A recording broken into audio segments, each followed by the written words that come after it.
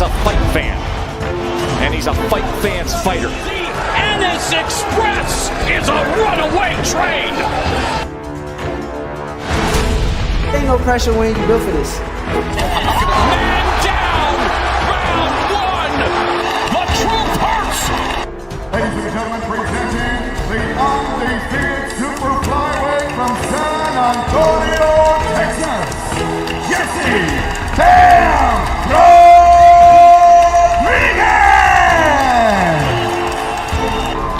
The universally recognized undisputed lightweight champion of the world, Devin the Dream Haney!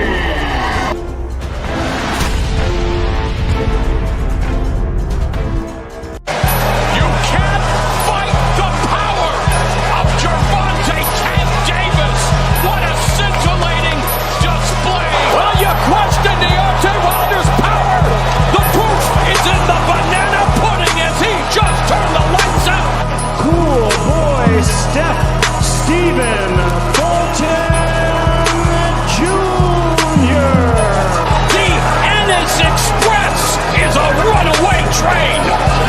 Ladies and gentlemen, fighting out of Las Vegas, Nevada, here is the skill, the highly regarded Devin the Dream Haney.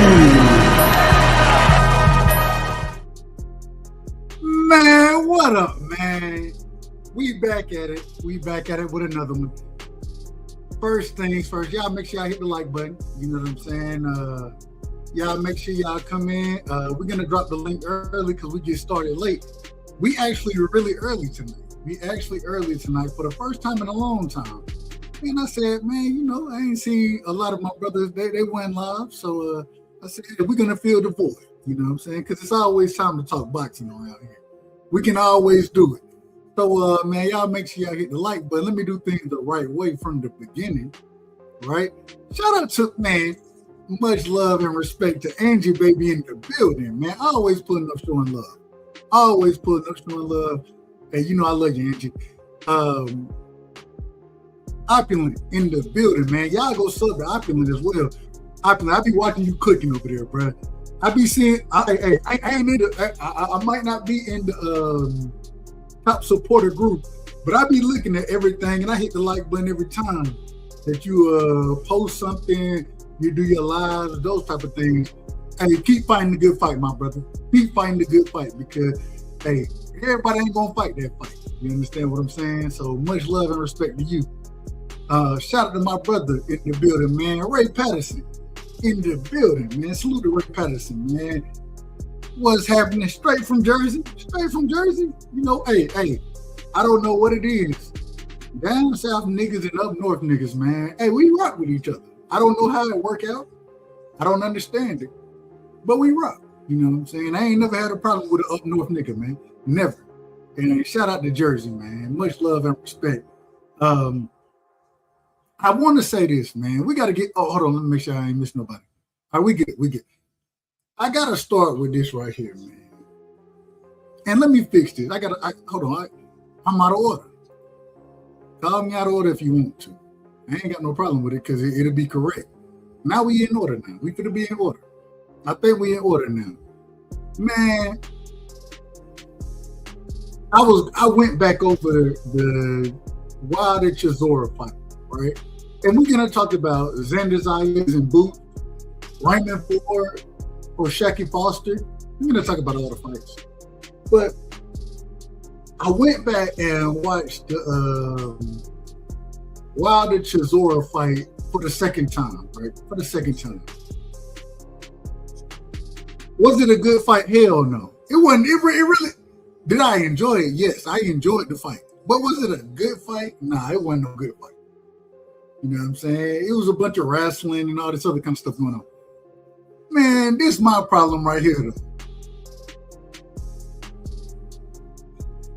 When these people jump, how you jump in the ring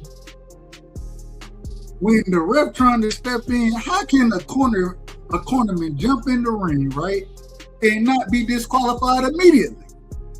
Shout out to my sister Vacay in the building, man. You know I got a lot of love for Vacay as well. But How the hell you jump in the ring and don't get disqualified? I remember the time when Roger Mayweather jumped in the ring. I think it was Zayas Judah. I think that was the fight.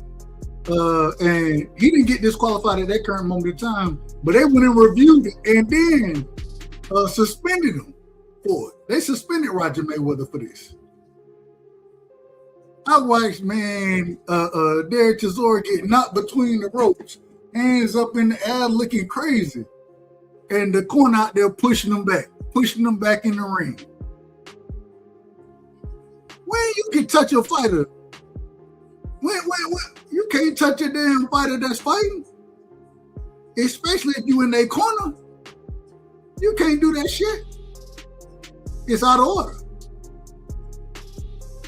We watched an individual, and I say this respectfully, Derek Chisora, that nigga went back into the corner. He did a tank deck. Hold on, and we gotta drop. Y'all know how I am. He did everything but this right here, and what he did, in my personal opinion, it's equivalent. It's equivalent to this one right here. What happened? I just got my hair done 2 days ago, and she put grease in my shit, so the shit was like, you know, like when you sweating and things like that, and the grease come in my face. It burnt my eyes type shit. Damn, why y'all booing like I'm saying bullshit? Like, this is real facts. Come on, man. I just got my hair done 2 days ago. Swing the women's gone. I just got my hair done 2 days ago. I just got my hair done. And she put grease in my shit. I just got my hair done 2 days ago. I just got my hair done. I just got my hair done. I just got my hair done 2 days ago. I just got my hair done. And she put grease in my shit. I just got my hair done. I just got my hair done. I just got my hair done. I just got my hair done. I just got my hair done. I just got my hair done. Why y'all bored like I'm saying bullshit? Like, this is real facts. Like, this is real facts. Why y'all bored like I'm saying bullshit? Like, this is real facts. It burnt my eyes. Like, this is real facts. I just got my hair done 2 days ago. I just got my hair done. I just got my hair done. I just got my hair done 2 days ago. I don't know if Derek Chisora just got his hair done. I don't know what happened. But that man sat there in the corner. That nigga said, ho, wait a minute. And I'm like, when we ever seen a ref sit there and be like, outside of a nigga taking the knee in the ring, respectfully, I say it respectfully to Tank. Outside of that, when we seen a motherfucker go into the corner and be like, I don't know what's going on. And the ref talking about, man, what's going on? What you talking about? When we ever seen this happen? The fight should have been stopped immediately. It should have been stopped then. And I'm not even, I love Wilder. I don't know what Chisora was dealing with. Maybe he had a thumb, maybe he got a thumb to the eye. But this is boxing. And so once you retreat to your corner and then start waving your hands in the from everything I done seen, that's a stoppage. The ref stopped the fight. The ref went and consoled this man. Hold on, what's going on? Are you okay? Can you fight? That ain't the question you're supposed to be asking, man. If he can fight, he's supposed to be coming out the corner and fighting. If he in the corner, ask a few to come over there. Man, you're supposed to be like, ho, we gonna wave this thing off. He don't know what's going on. He out of order. That ain't what we seen. The ref was out of order, man. This man was all the way out of order. And the crazy thing about it is that even after that situation, well, even before, first off, before that happened, the corner jumped in the ring. That's an automatic disqualification. Even if you don't disqualify the fighter, you throw the, hey, remember when Roger Mayweather and Roger Mayweather jumped in the ring? Zayas Judah's father jumped in the ring, Yoel, and that was a big scrum going out there. Shout out to my brother Marky Dan, shout out to my brother D Free. It's a big scrum going out there. Y'all hit the link if y'all want to. It's a big scrum going out there, and now all of a sudden you don't know what's going on, ref. Well, we need you to be more in control. We need you to be more in control. The ropes in this fight seem to be out of order as well. I've never said this. I've never said this. The ropes are out of order. According to and we got my brother in the building, Marky. Give me 1 second. I'm gonna finish what I'm saying, then I'm gonna bring it to you. According to what they're talking about, they're saying that when according to the ref, when Chisora falls through the ropes and his corner is pushing him back into the ropes, you can't touch a fighter. You can't touch a damn fighter in that situation. And we watched that man getting pushed back into the ropes. Deontay Wilder won the fight, man. He won the fight. But it was so much egregiousness going on within that fight. And you got to remember where you're at. You're over there in the UK, right? So, and no disrespect to the UK, across the pond, that's what they call it. Great fans. You know what I'm saying? No disrespect to them.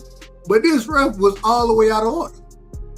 It wasn't even close to being in order. It was so ridiculous in my personal opinion. And then they said they did a review of the referee and they said, nah, he good. He good. All right. Well, clearly I can go ahead and ref anything. I can ref in any fight right now with no training, not sitting down, not having to learn anything. I can go do this right now. According to, if he in order and I know he out of order, I can go do the same thing right now. Let me say, man, shout out to my brother, one of the greats in the building, man, Marky Dan, the young historian, doing a great job. And Marky, me and you, we gotta chop up what's going on with in this political space. You gotta let me know when you're live. Hit me up so I can pull up on your show because Marky runs a hell of a political show. If y'all don't know, y'all make sure y'all go follow him over there. And then we got my brother D Free in the building, one of the great debaters. You know what I'm saying? One of the best as far as debating goes, and one of the most knowledgeable individuals as far as the sport of boxing goes. The rules, he knows it. You know what I'm saying? And me and D Free, he's a master debater. But we'll be live tomorrow. Correct me if I'm wrong, Free. We'll be live tomorrow. We'll be talking about the NFL draft as well. So y'all pull up for that show as well. But Marky, welcome to the show. What did you think? And this is my first time going live and talking about Wilder versus Chisora. What were your thoughts on that? Am I out of order as far as how I'm speaking on the ref? As far as how I seen the fight, I thought Wilder won the fight. I thought the scorecards were a little raggedy out there, but at the end of the day, I thought he won the fight. Go ahead. No, I think you being fair in your observation and analysis of the fight. It was like two sloppy old drunks just getting it in, you know? Facts. There was a lot of wrestling, a lot of rabbit punching, a lot of just sloppiness. And then, you know, I think you might be a little bit unfair to the ref. I mean, yeah, he definitely blew some calls. Like, I agree with you. That trainer it should have definitely been a disqualification. Like, that's the rules, that's the universal rules in boxing. If a trainer gets in the ring, the fight is over. That's an automatic stoppage. So, but at the same time, I think like the ref. How am I being unfair to him? Yeah, no, let me get to that. I think the ref was just so out of sorts by the sloppiness that was in front of him. Yeah, you had two dudes, like Wilder was trying to push this man out the goddamn ring.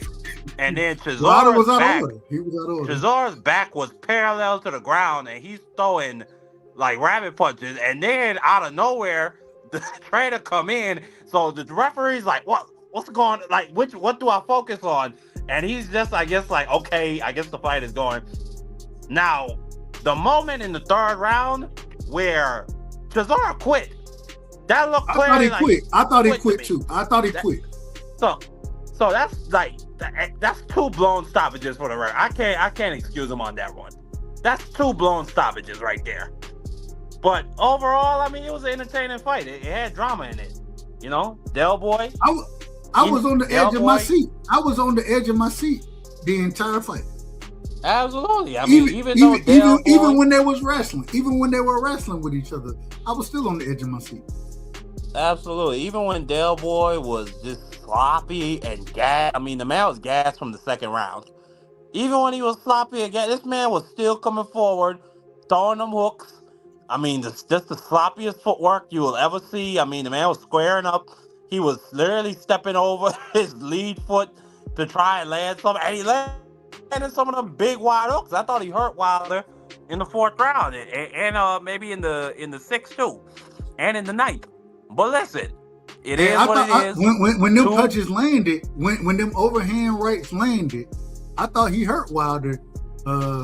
Wilder said he wasn't hurt. Yeah, anytime you see Wilder doing that thing, anytime you see Wilder doing that thing where like he's rubbing the back of his head like, oh, you hit me, I know he was hurt. But overall, but to be fair, Wilder, let me just say, Wilder, he was definitely trained. I'd say this, he definitely trained. He was definitely in shape.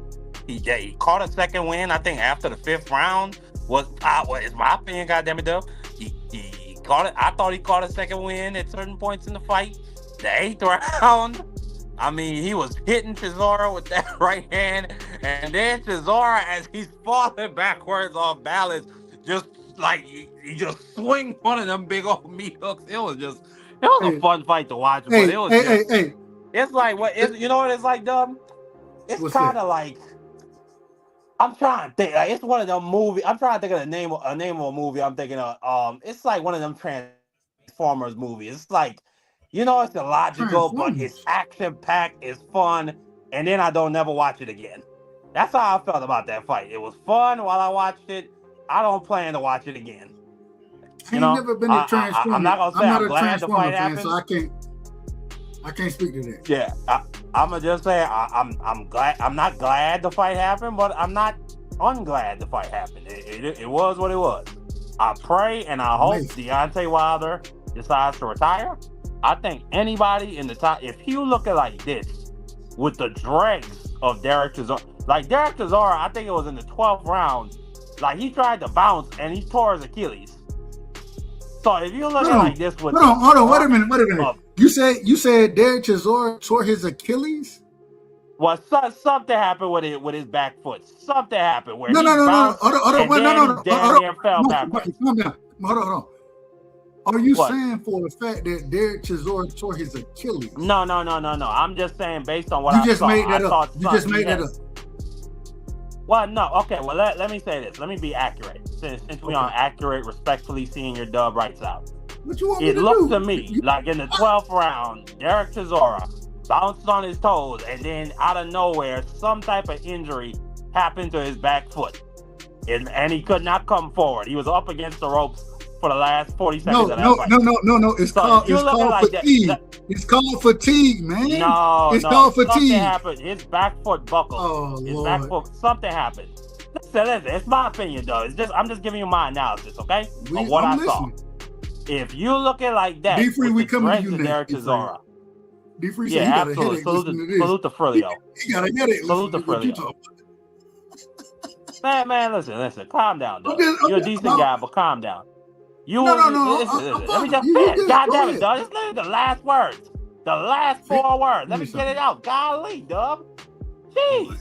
Now let me just say this. If you look at like that with the dregs of Derek Chisora, I do not want to see Deontay Wilder get in there with any top 20 heavyweight. I don't want to hear him talk about he's on a path back to the top. I don't want to hear about a Usyk fight.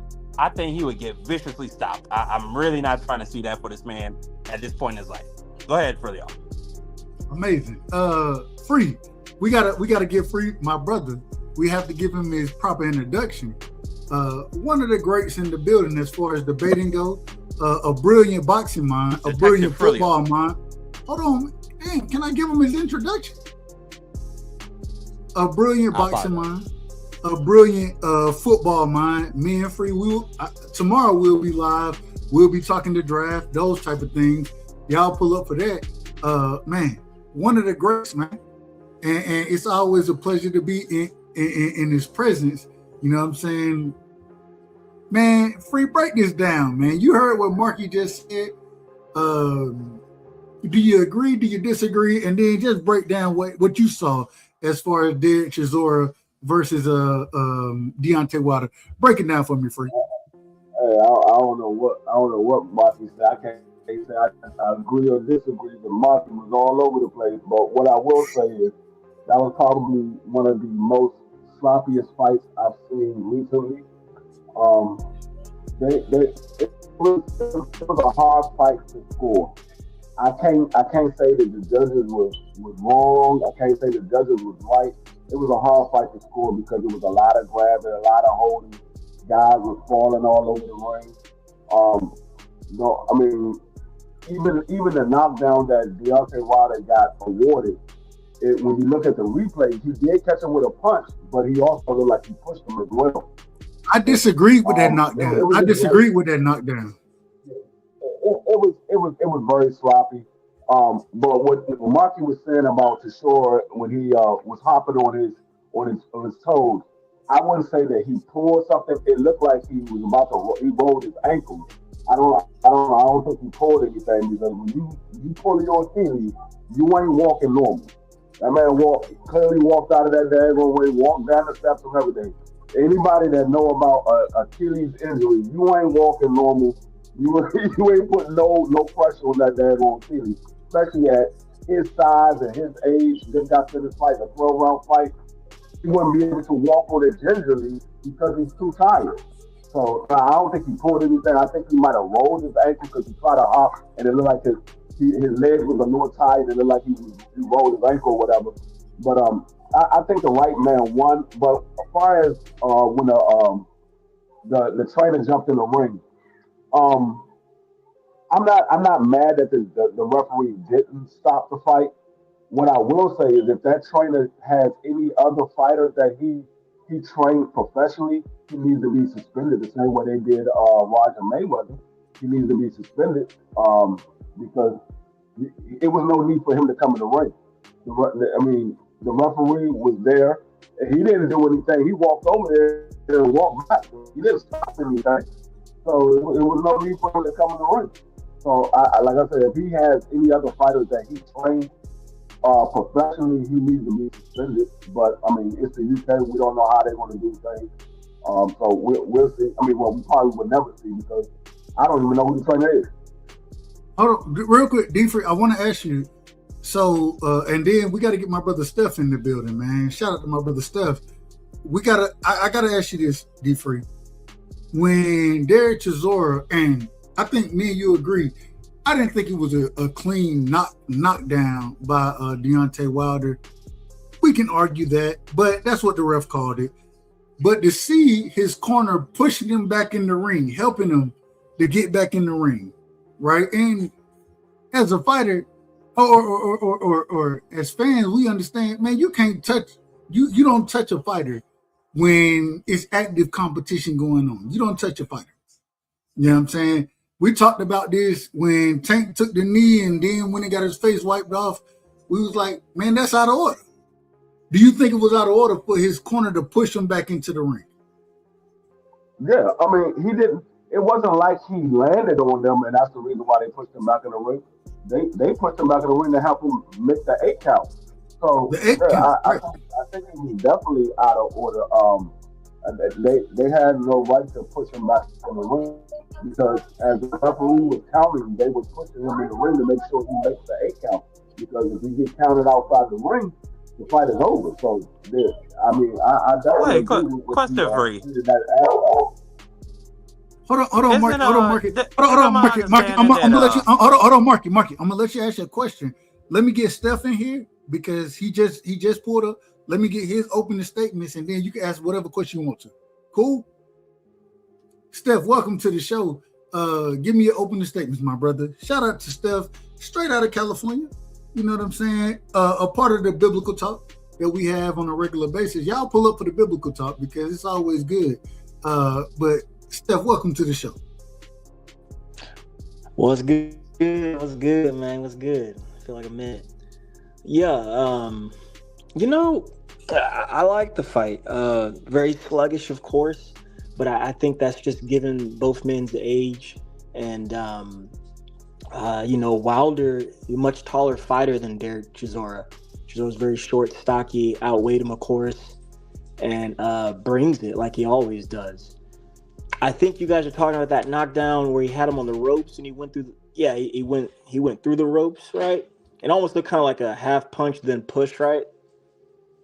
Is that what Agreed. I heard? Agreed. Yeah, no, Right, that's right. the one. That's the one. Yeah, I think that was rewarded to him because he had knocked him down. It seemed a lot earlier than that too. That's what I thought in that moment. And he obviously Wilder's back was turned to us. We really couldn't see much until you saw the replays. But Wilder, that's what he looks like right now, man. It almost finally seems like it's kind of slowed down for him to where he's really just trying to set it up, and you see him thinking in there. And I saw him throwing uppercuts. I feel like I haven't seen him ever do that. And he was looking for it. He was looking for that uppercut. He was looking for the uppercut. He figured it out after he figured it out because he was pushing him and trying to straighten his man up and then deliver it. And let me say this too. I've always thought Wilder's a fair fighter because he's so used to starching guys and getting them out of there, so he's barely scathed, and but it seems like here as he's gotten older, and he kind of gets hit behind the head, he starts worrying about which is rightfully so. You should let the ref know that, and then moving forward quickly. Or I'll say this also, once he realized the help's not there, he's going to fight dirty back too. So there was a lot of that in that fight. And I thought he hurt Chisora like 3, 4, 5 times, man, like bad. And then going back to that rope slippage there, Chisora was hurt. He was hurt, completely hurt. And then I heard y'all mention Tank. Yeah, man, the ref paused the fight real long. I feel like I've only seen that 3 times recently. Here, this past weekend, Tank, and when Usyk got knocked down by Dubois. I thought that was a bad call. I was like, what the fuck is this? I thought that was a good shot. I thought that was a good shot. From Daniel Dubois. The shot heard around the world. I thought it was on the belt line. I didn't think that was a low blow. Right. But overall, I enjoyed it, man. I enjoyed it. And that's my opening statement. Salute to the panel, Marky Dan, D Free always, and of course, Dub. Appreciate you having it, man. Hey, Marky, we coming to you next real quick. Shout out to the chat, man. Shout out to my brother in the building, man. The Scholar is in the building. One of the greats, man. Y'all make sure y'all go sub to the Scholar. Hey, he controversial over there, but man, he a brilliant individual. He know what he doing. You know what I'm saying? Let me make sure I ain't missing nobody. Shout out to Aircraft Carrier in the building. Salute to my brother Aircraft. You know what I'm saying? He another out of order individual, but I ain't got no problem with it. Shout out to my brother OTB, man. My brother OTB is in the building. If y'all want to know something about boxing, go to the school of OTB and he's going to teach you something. You know what I'm saying? And when you leave, you might be, like my brother always say, OTB always tell me, you might be a scholar in the sport when you leave his school, man, because he knows a lot about what he's talking about, man. Shout out to all these brothers. Much love and respect to all y'all. Y'all know how I feel about y'all. But Marky, one more thing, Doug. Oh, go ahead. You got to get back to Marky because Marky had a question. Yeah, we will. Just real quick, and then everybody. And real quick. Shout out to my sister. Kui is in the building, man. Every Thursday, you know what I'm saying. We're gonna show love. We're gonna pull up on Kui show. Me and my sister, we talk. Basketball is over now, but we gonna talk it anyways, and we talk life, everything over there. A brilliant content creator. Y'all make sure y'all go sub to Kui because man, she one of the best. But go ahead. My apologies. Everyone, making a big deal, AJ and Wilder, the whole, them just being seen. Look, man, it's still a big fight. If that's all what it was, what we saw from them is still a big fight. That's all. I want to go to Marky.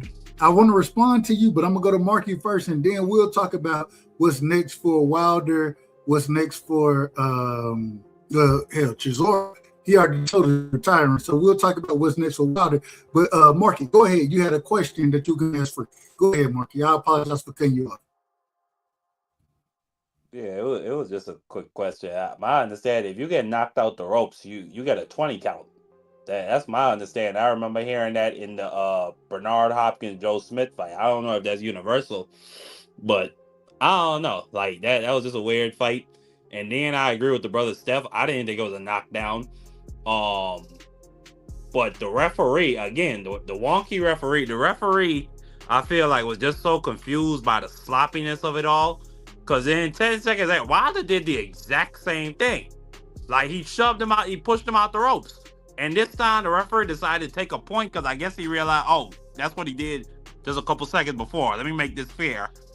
But then again, it's like, I mean, that referee, I think he gonna just forget this night of his life. I think he gonna just put this night of his career in the back pages. Like he just gonna forget about it and be done with it.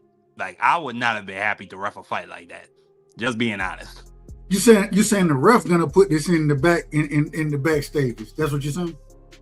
Absolutely. I wouldn't want to remember this. That would not be a job I was proud of. Go ahead, Free. No, I don't think nothing's gonna happen behind the referee. I mean, most people don't even know who the referee was that was in that fight because I don't remember his name. So I mean, it is what it is. But I mean, it was a hard fight to call, like I said before. The one thing that I did notice, and I noticed before Saturday night, but Wilder just don't have it anymore.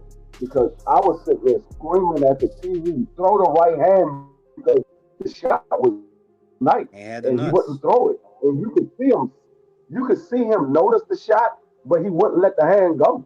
And I'm like, he don't have it anymore. He literally don't got it anymore. Because the Wilder that we would have seen 5 years ago, 4 years ago, would have stopped Chisora in 5 rounds. He would have stopped Chisora in 5 rounds. Chisora didn't have nothing for Wilder. From round one, he didn't have nothing for Wilder, and Wilder just couldn't do anything. He don't have the snap on his punches anymore. And I would hate to see him get in there with one of these young guys, or even Usyk or AJ, and get knocked out because I knew Wilder at his best was a much better fighter than what we see now. Even though he wasn't the most athletic boxer that we've seen in the heavyweight division, he was still a lot better than what we see now. And so I would hate to see him get in there with a guy like AJ and get knocked out, or get in there with one of these young guys and get knocked out, when I know that this is not the Wilder that I knew in 2021 before he fought Tyson Fury 3 times. It's interesting to me. Shout out to my brother Aircraft Carrier. And he agreed with you, Free. You know what I'm saying? He said that I can't accept that Wilder is washed. No, I've accepted that a long time ago. That's hence the reason I say I don't want to see this man get in the ring. And we getting into the second part of the question. Wilder or what's next for Wilder? Do y'all want to see him fight? Because from what I've been seeing, and we see, y'all have said before I can even ask the question, but from what he said in the post press conference, right? He brought up 2 names. He said, man, hey, AJ, of course, right? Which, okay, AJ chin out of order, so maybe he can clip AJ and win that fight. I would pick AJ to win the fight. And I love Deontay. I love him. I would pick AJ to beat him. And then the second name, but this was the most confusing thing to me. That nigga said Moses Hamu. And I'm like, hold on, wait a minute, bro. Wait a minute. Oh, wait a minute. Wait a minute. That man got a sleep fetish. Hold on, man. We ain't trying to see you fight Moses, man. I'm not trying to. You're going to get stopped in 3 rounds, bro. You're going to get stopped in 3 rounds. He's not getting stopped, Dub. He going to sleep. Well, when I say stop, we talking about the same thing. Straight I'm saying, NyQuil. So I want to let me formulate the question the right way. According to Deontay Wilder, he want to keep fighting. He want to keep fighting. So, who would y'all like to see him fighting next? And do you think AJ or Moses? Do you think that's a viable opponent that he can beat? I mean, Go ahead. Go ahead, Free. We're going Free. We're going Marky. We're going Steph. Go ahead, Free. My apologies. If it was up to me, I would love to see Wilder fight his pillow in the nursing home in Tuscaloosa. Because I don't think he needs to be fighting anybody inside the ring. I think he needs to be fighting his pillow. That's what he needs to be fighting. Send him back in a lazy boy with his pillow with his feet kicked up, enjoying life. He don't have anything to prove. If I know he wants the AJ fight, if AJ don't take this Deontay Wilder fight right now, we know that AJ scared of Deontay Wilder. He's still scared of the right hand. Because if I was AJ, there's nothing that I saw Saturday night to say I have anything to worry about. Derek Chisora got a way better chin. Hold on. Derek Chisora got a way better chin than AJ got. Yeah, but even George Chisora has a way better chin. Did y'all watch the fight that I watched? Because Wilder was throwing the right hand. That joint was not landing. He was missing everything. I'm just being honest. But he was missing everything. I would pick AJ to win that fight. I would pick AJ by stoppage against Wilder. I would pick AJ by stoppage. Yeah. Yeah. No, I said that. I said I think AJ will stop Deontay Wilder if they were to fight right now. And I didn't think that a couple of years ago. I thought Wilder would beat AJ a couple of years ago. But I know AJ got a suspect chin. But from what I see with Wilder and what I seen of AJ still has his mobility and his boxing skills. Wilder don't look like he still has it. Wilder look like his punching power and his timing, his punch placement, all of that stuff seems off to me. It doesn't seem like he's the same fighter anymore. So it would come down to who lands the shot first. And I think AJ will land his shot before Wilder lands his. I think AJ throwing combinations way better than Wilder can, and I don't know. But let me get Marky in here. We're going back to Steph. Same question for everybody. When we're talking about these fights, what do y'all see next for Deontay Wilder? In your personal opinion, what do you want to see, and how do you see it playing out? And then we're going to Steph next. Marky, it's on you. Yeah, I said it. If he were to fight AJ or that young kid Moses Atoma, please don't fight Moses. Please don't fight that man. Please. Yeah. I'm praying. I'm praying that he don't fight him. I'm praying. He goes directly straight to bed. I don't think it's gonna be no referee wave it off. It for sure ain't gonna be no Mark Breland with a towel. We know that. Mark Breland done been chased off. So I think they gonna put him out cold. I pray he doesn't do a spin on the way down like he did against JD Zhang. I mean, AJ been on a bum bashing tour for a little while now. He beat Francis Ngannou. Then he got viciously knocked out by Dubois. Was trying to use his forehead to stand up. I've never seen nothing like that in my entire life. Hold on, Marky. What he was using? He was trying to use, dog. You didn't see that, Dub? He tried to use his forehead to get off the ground. His arms wasn't working. No, I seen it. I seen it. Get up. I seen it. I just never heard nobody say the forehead. I never heard that. You the first person that was wicked what Dubois did to him. Then he continued his bum bashing tour against Jake Paul. So I don't think he would be have any problem with taking out Deontay Wilder. That would be a big fight over there. I mean, they might have to put that in a stadium. Not even because it'll be necessarily like a big, a competitive super fight, but just because, that's a fight that's been talked about for over a decade. They like the names. They love the names, and they're going to support the names. Absolutely, exactly. And I think the British fans, they've been feeling like AJ could stop Deontay Wilder for years. And I think that they would want to see that in reality at least just once.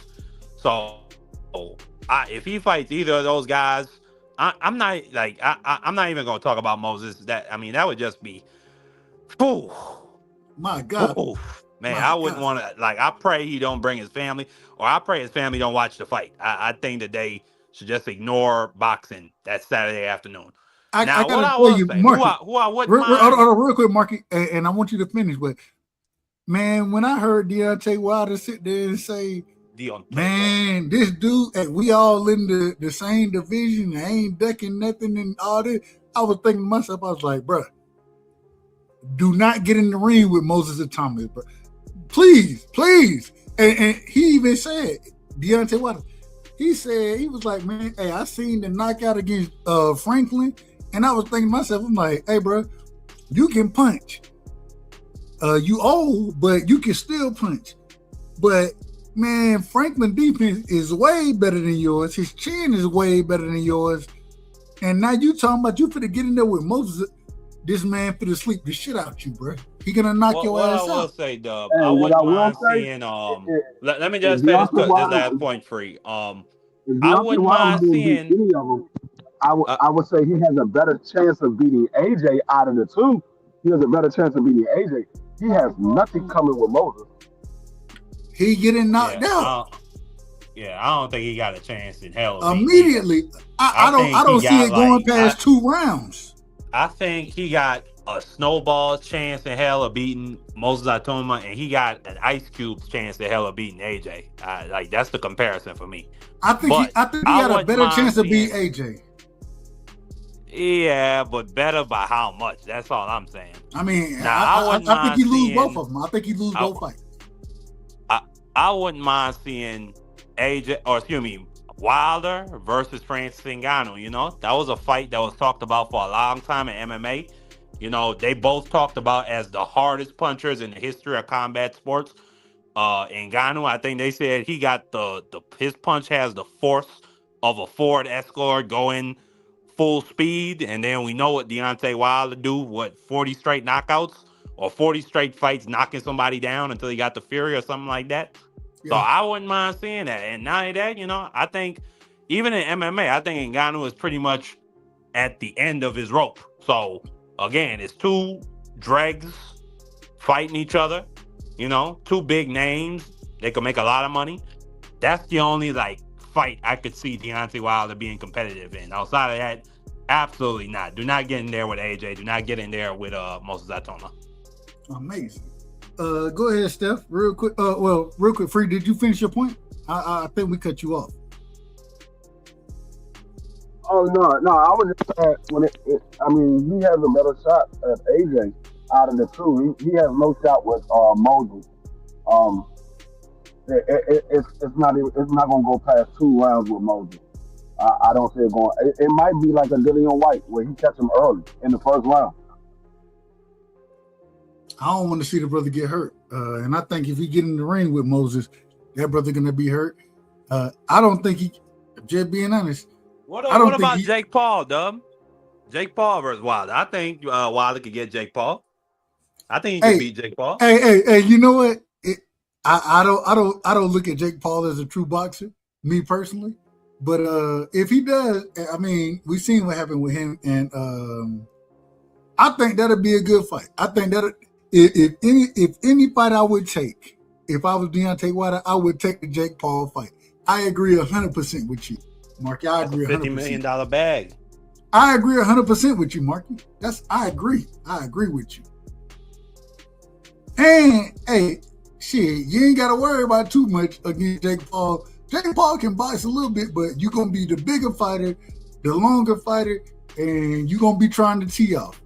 If you land the better in shape fighter. I don't think Jake Paul been past 8, Dub. Nah, I agree. I didn't even think about a Jake Paul fight. I never thought about that until you just said it. So I'm giving you, that's the best fight that Deontay Wilder can have right now, the Jake Paul fight. That's the best fight for him. Ain't that a shame? Go ahead, Steph. Steph, my apologies. I cut you off a couple times. Go ahead, Steph. Yeah, I'm here. Man, you guys are harsh, but that's straight. That's straight. How we harsh? How? No, it's all good. It's all good. I mean, honesty could be brutal, Steph. Even better. You like it, I love it. But nah, I want to see Wilder. Usyk wants to fight him, so I definitely want to see that. It's for the titles. He needs to go straight to the titles. I know Wardley's got the title. He deserves a shot at that too. I just want to see him fight for the titles.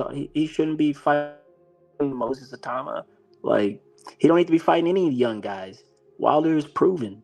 He's fought Chisora, Zhang, Parker, Fury, Ortiz, Stavern. He's already been through the fire. Fuck all those young guys. Like, he needs to fight for the title. So again, Usyk wants to fight him. I'm down for that. If he gets a shot at Wardley, I'm also down for that. If he dies, he dies. Obviously, the AJ fight is still a big fight. People still want to know who's going to win that fight. Marky beat me to it. AJ, his last real fight, he was stopped brutally, on the stretcher style. So that was his last fight. So he's still, I don't want to say glass jaw, but he's susceptible. He'll go down. And he's twitchy, and ever since Andy Ruiz did that to him, he's been twitchy like that. So he's been trying to fight and figure out his style, fighting up and down guys rather than going for the guys who we want him to fight. And then, he fought Jake Paul of all people. Now, granted, that was shortcoming, but he fought that and looked it awkward up until he stopped him. Man, Jake Paul didn't have a chance in that fight. It doesn't matter, man. It doesn't matter. He was still flinching. It does matter. Hold on. So the reason it matters, and this is why I say that, and I never thought of it this way, but let me ask it this way, Steph. If Deontay Wilder go fight a Jake Paul next, right? Would you be for that fight or against it? Would you be for it or against it? I'm very neutral, man. I don't care. Like you, I don't consider him a professional boxer. I always say this. Boxing has always allowed a clown show, and he presents that. He's different, obviously. Managing and promoting, that's different. But him getting in the ring and stuff, there's stipulations and preliminaries and complexities that come with that. And AJ is the first to really bring that to exposure, I guess. So if Deontay fights him, cool, whatever, man. It's for bread, obviously. So cool, whatever. But you asked me earlier, I want to see him with the titles. He doesn't need to be fighting anybody else. I'll say that again. Fight the titles. He don't need to be fighting no one. Why would he fight anyone else? There's nothing to prove. No, I ain't got no problem. And I also say that too. Bread. No, one more thing. Hold on, Marky. Marky, calm down. Let him finish.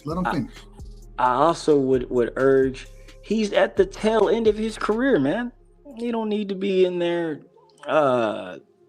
dancing around with them young boys, man. That's how I said this about who were we talking about the other day? We were talking about LeBron or whatever. He's on his way out, man. Been on his way out, but he's on his way out, and no one likes you when you're on your way out. So, nah, I don't want to see that, man. Go ahead and go for the glory again. You always talk about going out in your shield and shit. Do that. Go ahead, Marky. No, I was just saying, steadfast, if you're not going to fight for the titles, what else? I mean, it's simple. Bread. You know what I'm saying? Dineros, pounds, euros, all that. Gold, silver, platinum. Get all the bread you can in your pocket. That's how Deontay Wilder look at it. And I don't blame him. I don't blame none of these old fighters, because AJ for sure ain't whooping Usyk. Wilder for sure ain't whooping Usyk. I don't think either of those boys could beat the winner of Fabio Wardley or Dubois. We already seen AJ Dubois, how that ended, just viciously. So get all that bread you can. That's why AJ went and fought Dubois. Or excuse me, Jake Paul. That's why AJ went and fought Ngannou. And neither one of them fights were tough fights for him. Absolutely not. He's on them guys. They should be on the Floyd Mayweather route, where Floyd Hey, come out, you fight for an okay. 8-figure bag. You know what I'm saying? Real quick, Marky Piro. The link is pinned. It should be pinned. I thought it was pinned at the top of the chat for everybody. Y'all let me know if it ain't pinned there, but I think it's pinned at the. It is not. It's not. It's on it's on your YouTube like show. No, I got it. I got it. It was in the chat, and the chat I got it.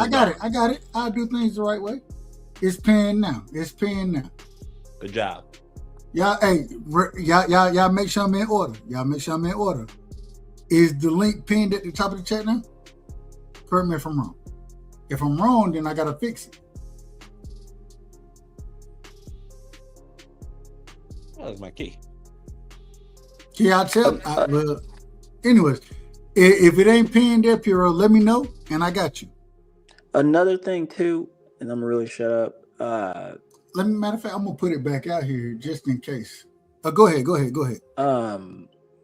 You know, with the AJ situation, AJ,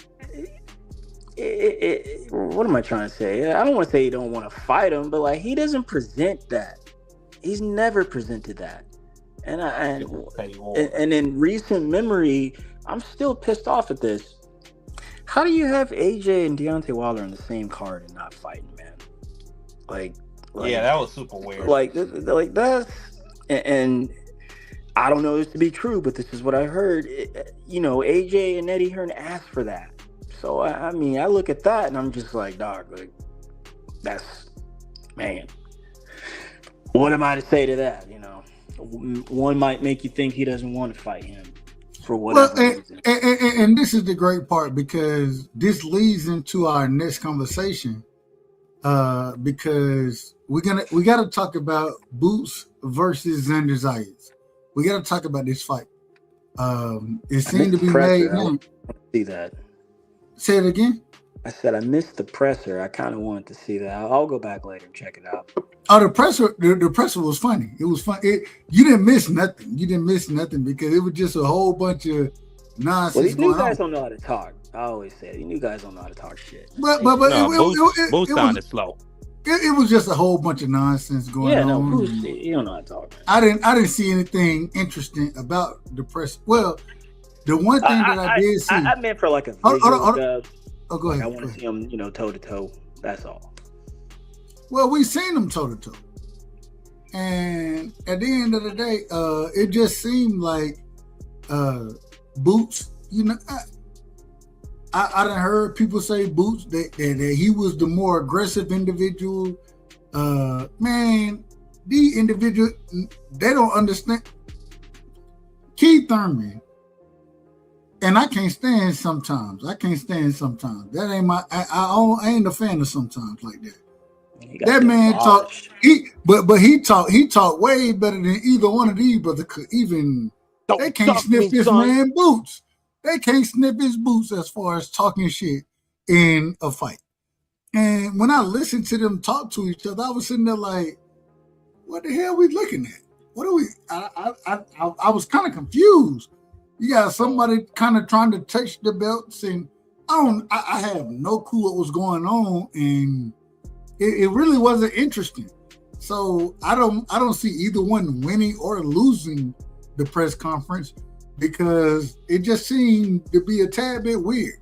You know what I'm saying? Neither one understanding how to take control of the situation, and they just kind of was out there. You know what I'm saying? They were just there. That's how I felt about it. But y'all go ahead. Y'all tell me I'm wrong about it. And real quick, I gotta do things. Hold on, I gotta do things the right way. I got my brother in the building, so we're gonna go backwards in this situation. Shout out to my brother, man. Piro is in the building. Me and Piro, we don't agree on a lot, but man, this is my brother and I love him. He know that. Piro, welcome to the show. How you feeling? What up, Dub? What's going on? What up? Was that Marky, Steph, D? What up? Piro, man, I gotta ask you. Did you see? What's up? Well, first off, did you have anything you want to speak on as far as the whole Chisora versus Wilder fight? Did you have anything you want to speak on there? Yeah, I just want to quickly comment, so I don't mess up your flow. No, take your time. Take your time, man. You can't miss my flow. Yeah, yeah, like I don't know, why. I mean, anyway, it don't matter, bro. This is why a lot of like fighters get stuck. Like Virgil. Virgil has a fight like he's fought like a lot of really good fighters, never won a title and shit. That's because like they like the I don't really say the fans. The fans just say the first thing that comes in their mouth or their mind, excuse me. But like the like the people that run the sport, man, they want three fighters to always get every fucking title shot. Don't matter if they've been knocked out excuse my language, knocked out like 8 times or they on a 4-fight winning streak or they pop for you get what I'm saying? But you're ducking the question. You're ducking the question because I'm coming. The next question I got. So be prepared to answer the Virgil versus Boots conversation. Be prepared to answer that. But you're ducking the question. Did you, as far as Deontay Wilder versus Derek Chisora, did you have anything to say literally about that fight? If you don't, then let's move forward and let's talk about Xander versus Boots. Okay. Well, yeah, I'll just give my commentary on it quickly. I didn't think it was a very sloppy fight. Like the referee did a really poor job. I was hoping Deontay Wilder showed something, with a new trainer and stuff. I don't even know who's training him, to be honest. But same old Deontay. But he took Del Boy shots really well. I personally had the fight. I thought Del Boy edged it, but I thought the draw could have been warranted as well because of the Wilder knockdowns. But yeah, man. I mean, the fight went kind of as expected. That's my take on it. Amazing. So let's move forward. All right. We got Xander Zayas versus Boots Ennis. For not even and this is the craziest part. This is the craziest part about it. Boots Ennis at this current moment in time is not a champion. No. Right. So but he gets the opportunity. Well, hold on, man. Let me finish what I'm saying. Who said so what? Who said that? That was me. Well, you out of order. And we're gonna call you out of order. And now you gotta get hold on, man. We gotta give you now I gotta give you the drop. Give him the drop, Dub. Long-winded. Man, I'm gonna be long. Hey, I ain't started shooting. Don't give me the drop, Doug. No, I'm gonna give you the drop. This is outrageous. This is outrageous. Damn. It's a bunch of bull. Who you pick to win that fight? Steph. Matter of fact, Steph, we're gonna come to you first. Because you said that. Who you pick to win Xander versus Boots? Who you pick to win that fight? You got a unified champion versus a non-champion, an individual who ain't held a belt in the division at 54. Who do you pick in that fight? I don't know right now, man. Boots has fought nobody. Absolutely nobody. For me to be like, oh, he just gonna wash Xander. No. I don't know, man. I think Boots will do it, but I don't know that. I really don't know. That's why I said I want to see him go toe-to-toe. I missed that, so I'm going to have to go back, even though that's not going to tell me anything really, but I just want to see it. But I've never been high on Xander like that, but they say he's very good. They say he's very talented. I've watched him. It seems like he, for me, really, it seems like he just gassing fights. He just kind of stopped doing what he be doing, and then he just kind of start coasting there. But perhaps he's just really that big and cutting that much weight. I don't know. Boots, very talented. And I know you didn't really ask for all this, but very talented. No, you good. No, keep cooking. You cooking. Go ahead. Very, very talented, man. I mean, some of the reflexes remind you of some of the best old school fighters. I can't not deny that. But he's also, even though he ring 147 champion, unified champion, respect, but it was against lesser competition.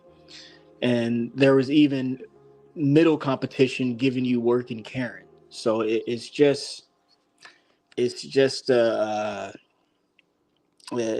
got to see it. I really got to see it. I got to see it. But right now, I do not know. So we're gonna do things in order. Marky Dan is next. Marky, Boots versus Xander Zayas. How do you see that fight playing out? And I got real quick, Marky. I apologize for cutting you off. Did you see the press conference or kind of what they got going on? I saw a piece of it. I saw a clip of Break it it down. on Blue Blood. Firstly, the press conference. I mean, Boots to me just need to get either Bozy need to talk for him, or he need to get himself a Bernie the Boxer type nigga on his team that could get up there and talk for him, because the Terrence Crawford phone call proved that he can't talk, and this only further established that in my mind. I mean, he just sounded really slow and dumb to me. Like the stuff he was saying, like he was trying to trash talk, but it just didn't land. Like it just didn't give me that sizzle or like, oh damn. Like nah, it just didn't do that for me. It ain't hit like it was supposed to hit, did it? No, he said what he said, though. He said, oh, if Xander was really confident, he would have took that 55-45 to the winner. And like it was just pure silence, and Boots was smiling, looking at Xander, waiting for him to say, and Xander said, dude, I got 2 belts. What do I need to take? You're not even a champion, yeah, exactly. nigga. You're not even a champion. I don't have to fight you. Like I could have fought Josh Kelly. I could have fought anybody else. Be lucky I'm giving you this opportunity. I like what Xander said that right back to him and said, like, if you was in this position, you'd have did what you had to do for your family. And Boots just came back with the, well, yeah, I understand that, you talking about your family and all that, but if you was really confident, dude, just shut up. It didn't land for me how I wanted it to. Now, that being said, Boots, I think them punches are going to land how I want them to. I think, he can't really, he's not really a mouthpiece. He ain't a Keyshawn Davis. That is for damn certain. He cannot talk. He cannot trash talk at all whatsoever. I don't think that should be his lane. I think he should try to be a respectful kid like Devin Haney. You know what I'm saying? Because obviously he don't got that Philly mouthpiece like Bernard Hopkins had. You remember when Bernard Hopkins was in that interview? B-Hop used to talk that shit, bro. He used to talk that cash. You remember when B-Hop was in that interview with, I think it was, his name is Josh Gray, the old Showtime guy who used to get in the ring and do the interviews. Yeah. And Josh Gray was talking about Jim Gray, yeah. That guy it was Pete Rose. That he went up to Pete Rose and asked that dumbass question. Yeah, and I remember Bernard fucked Jim Gray. He said when Jim Gray said, well, if you don't like how the business is, why don't you just get out? He said, wait, what the hell you mean by that? You know how many people have been assassinated and are in the grave because they didn't just want to leave this country? They fought for it and and he cooked Jim Gray. Boots is not that. He ain't no Joe Frazier. He can't go back and forth with no Muhammad Ali. Absolutely not. Buy a mouthpiece. Buy that dude Devin Haney got. That dude who come out and be like, Lord Haney, buy you one of them hype men. Because, that's just not your lane, son.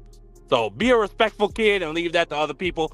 But that being said, before I pass it, Boots, I got him stopping Xander.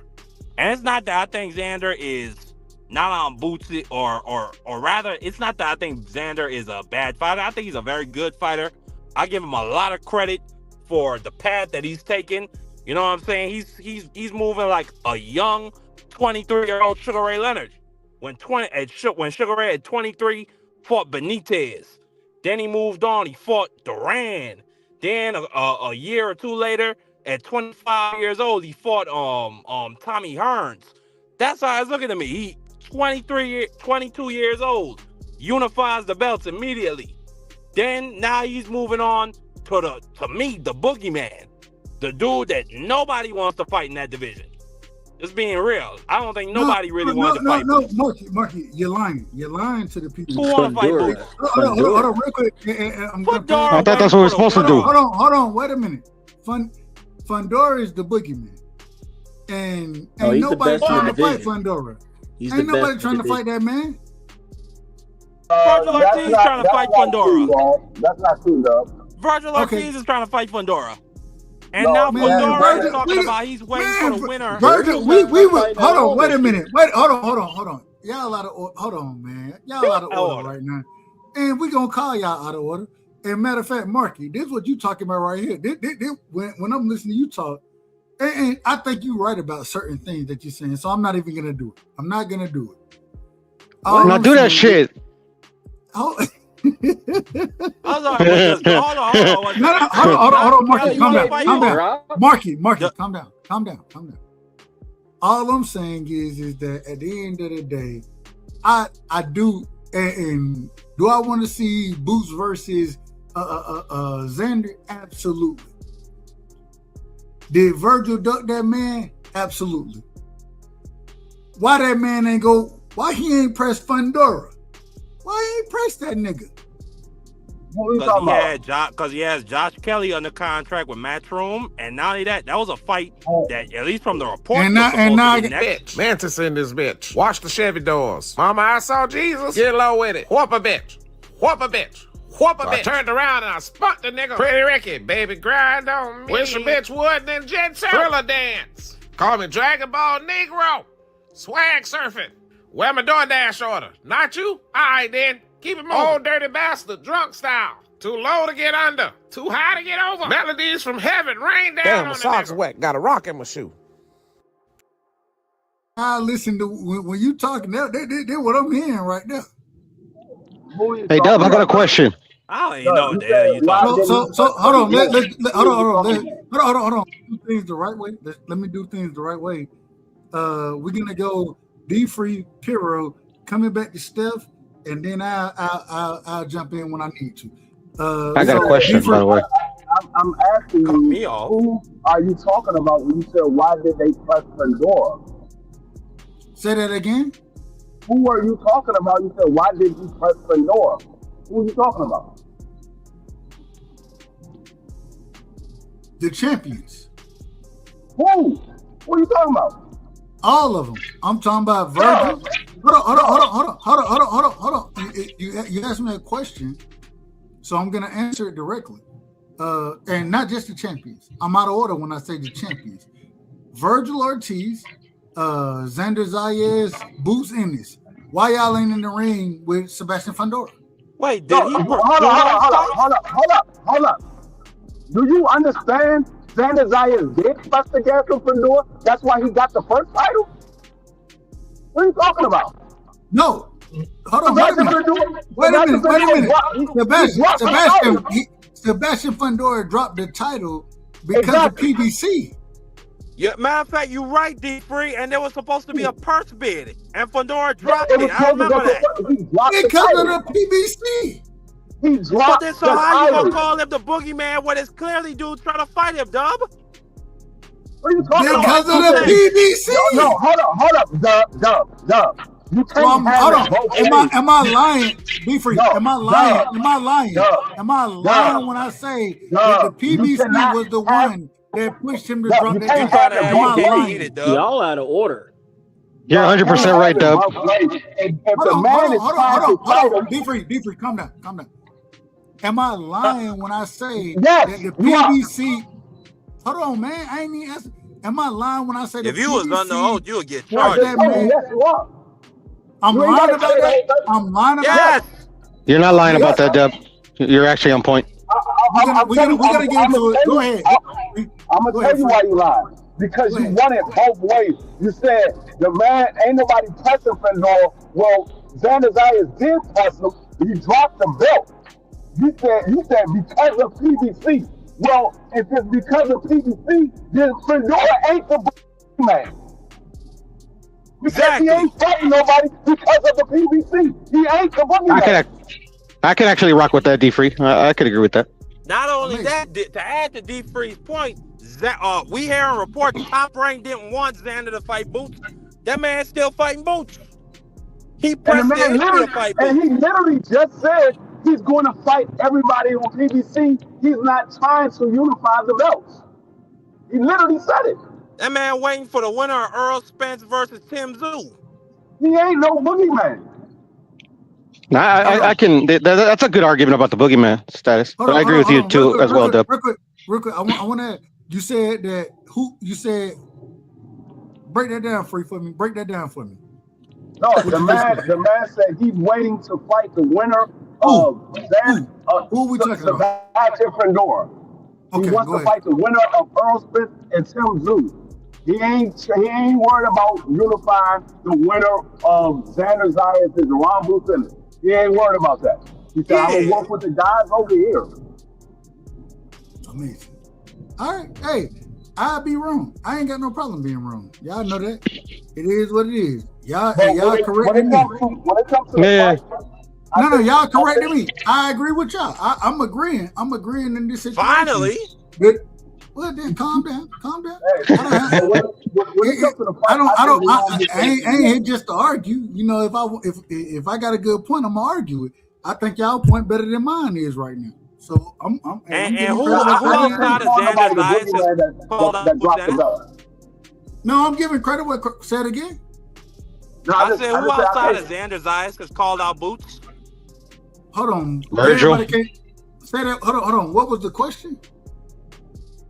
I said who outside of Xander Zayas has pursued a Boots fight? Virgil. At 154. No. Virgil didn't pursue. He didn't pursue it. Yeah, he did. Yes, he did. Oh man, okay. He priced himself out of that fight. No, he didn't. You wanted to fight for $7 million than he agreed to. You wanted to fight for more money than he agreed to. Hold on, real quick. And no disrespect, Pierre. You know I love you. What I tell you is who is Virgil for the fight? Right now, the only person he's fighting is Oscar De La Hoya. Exactly.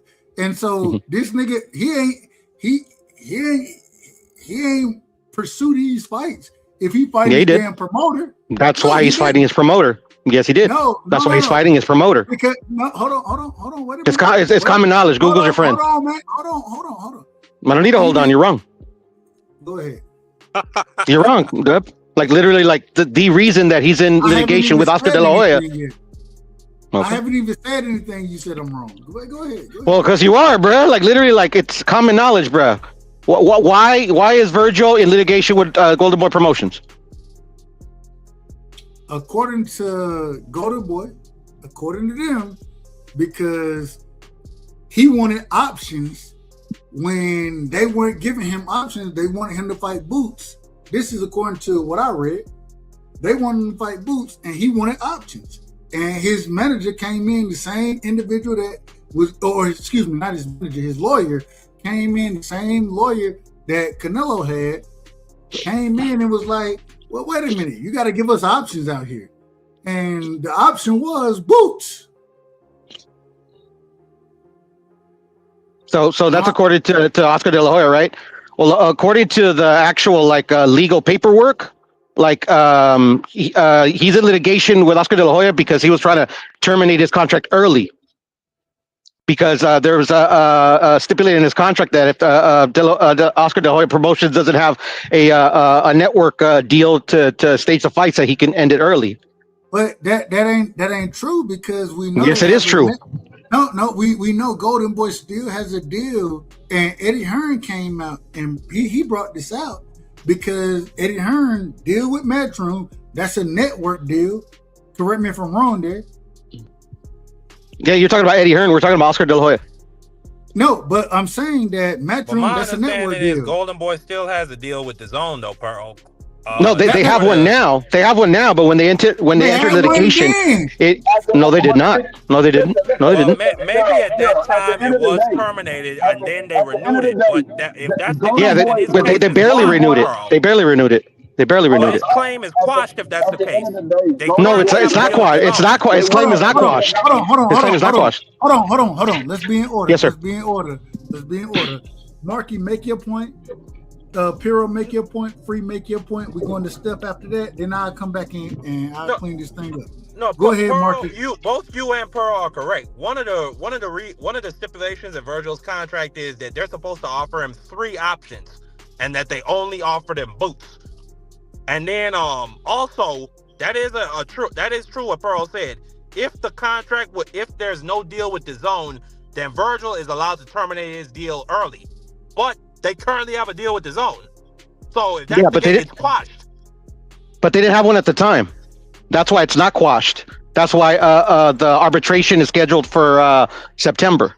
Well, I don't think a judge is going to or an arbitrator is going to side with their claim. It doesn't matter what you think. It doesn't matter what you think. Marky, hey, go ahead, Pero. Keep going. No, I'm just saying, like respectfully, Marky, it doesn't matter what you think. At the end of the day, if it was cut and dry, like you're trying to make it, seem like literally the judge would have ruled in Oscar De La Hoya's favor, like outright. But no, like they ruled on his injunction to stop the Boots and Virgil fight, and his contract status is pending that arbitrator's decision, which is scheduled for September. But Rick Murdigan, which is Virgil's manager, is making it seem that it could happen earlier, but nothing has been said yet. So right now we have it's a waiting game. So to be clear, the arbitrator could still rule with Golden Boy, correct?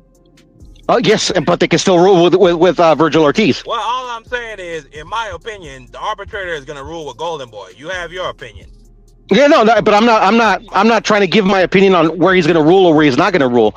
The only point I was trying to make is that Dub was saying that that according to Oscar De La Hoya, they only offered him one the one option, and because the question I posed to him is like, why is Virgil Ortiz and De La Hoya Promotions in litigation? That was my whole initial question.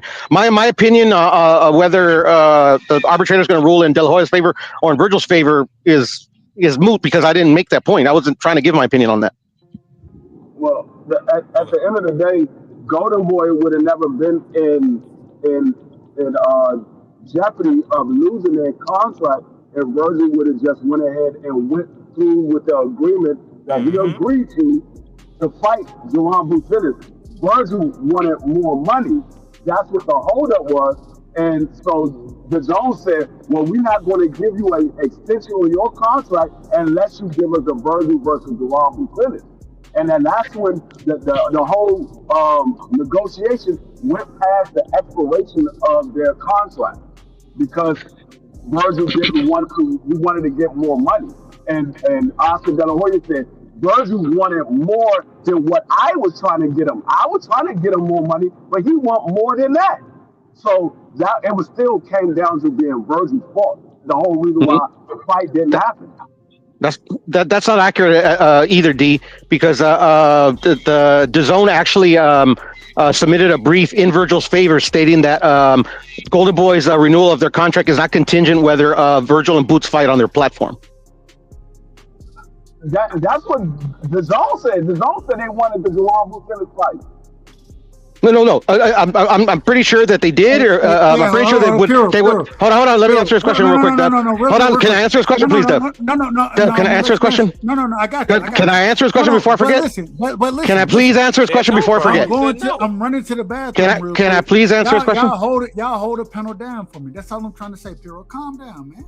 No, I'm just trying to answer his question, Dub. All right. I was going to answer his question, and then Marky can hold it down. I'm just playing. D, of course, like if you're in DAZN's position, yeah, you would want that fight on their platform. But at the end of the day, is like you were stating that it was Virgil's fault, because literally the DAZN deal was hung up because of the Virgil and Boots fight, but it wasn't, because they submitted a legal document, a brief, stating that their negotiations for the renewal of their contract doesn't have to do whether they make the Boots, Virgil, Ortiz fight on DAZN. You asking me that, or you telling me that? No, I'm telling you that. Like that's like a legal brief that you can look up. Like you can go on Google and read it yourself. At the end of the day, regardless, whatever it is about the contract, Virgil Ortiz agreed to a certain amount of money, and then when Jerome Buchanan signed his portion, Virgil decided to change his mind. He decided to change his mind. So it was Virgil the reason why the fight didn't happen. It wasn't Jerome. No, it was De La Hoya was the reason it didn't happen. It was Virgil. Virgil never signed a portion that he agreed to. He agreed to fight Jerome Buchanan. His next fight, they agreed to a certain amount. Jerome signed his portion. Virgil never signed his. Virgil did sign his contract that was proposed through Matchroom, and is why he went through his litigation to try to invoke that clause, stating that if they didn't have a network deal, he could leave his contract early.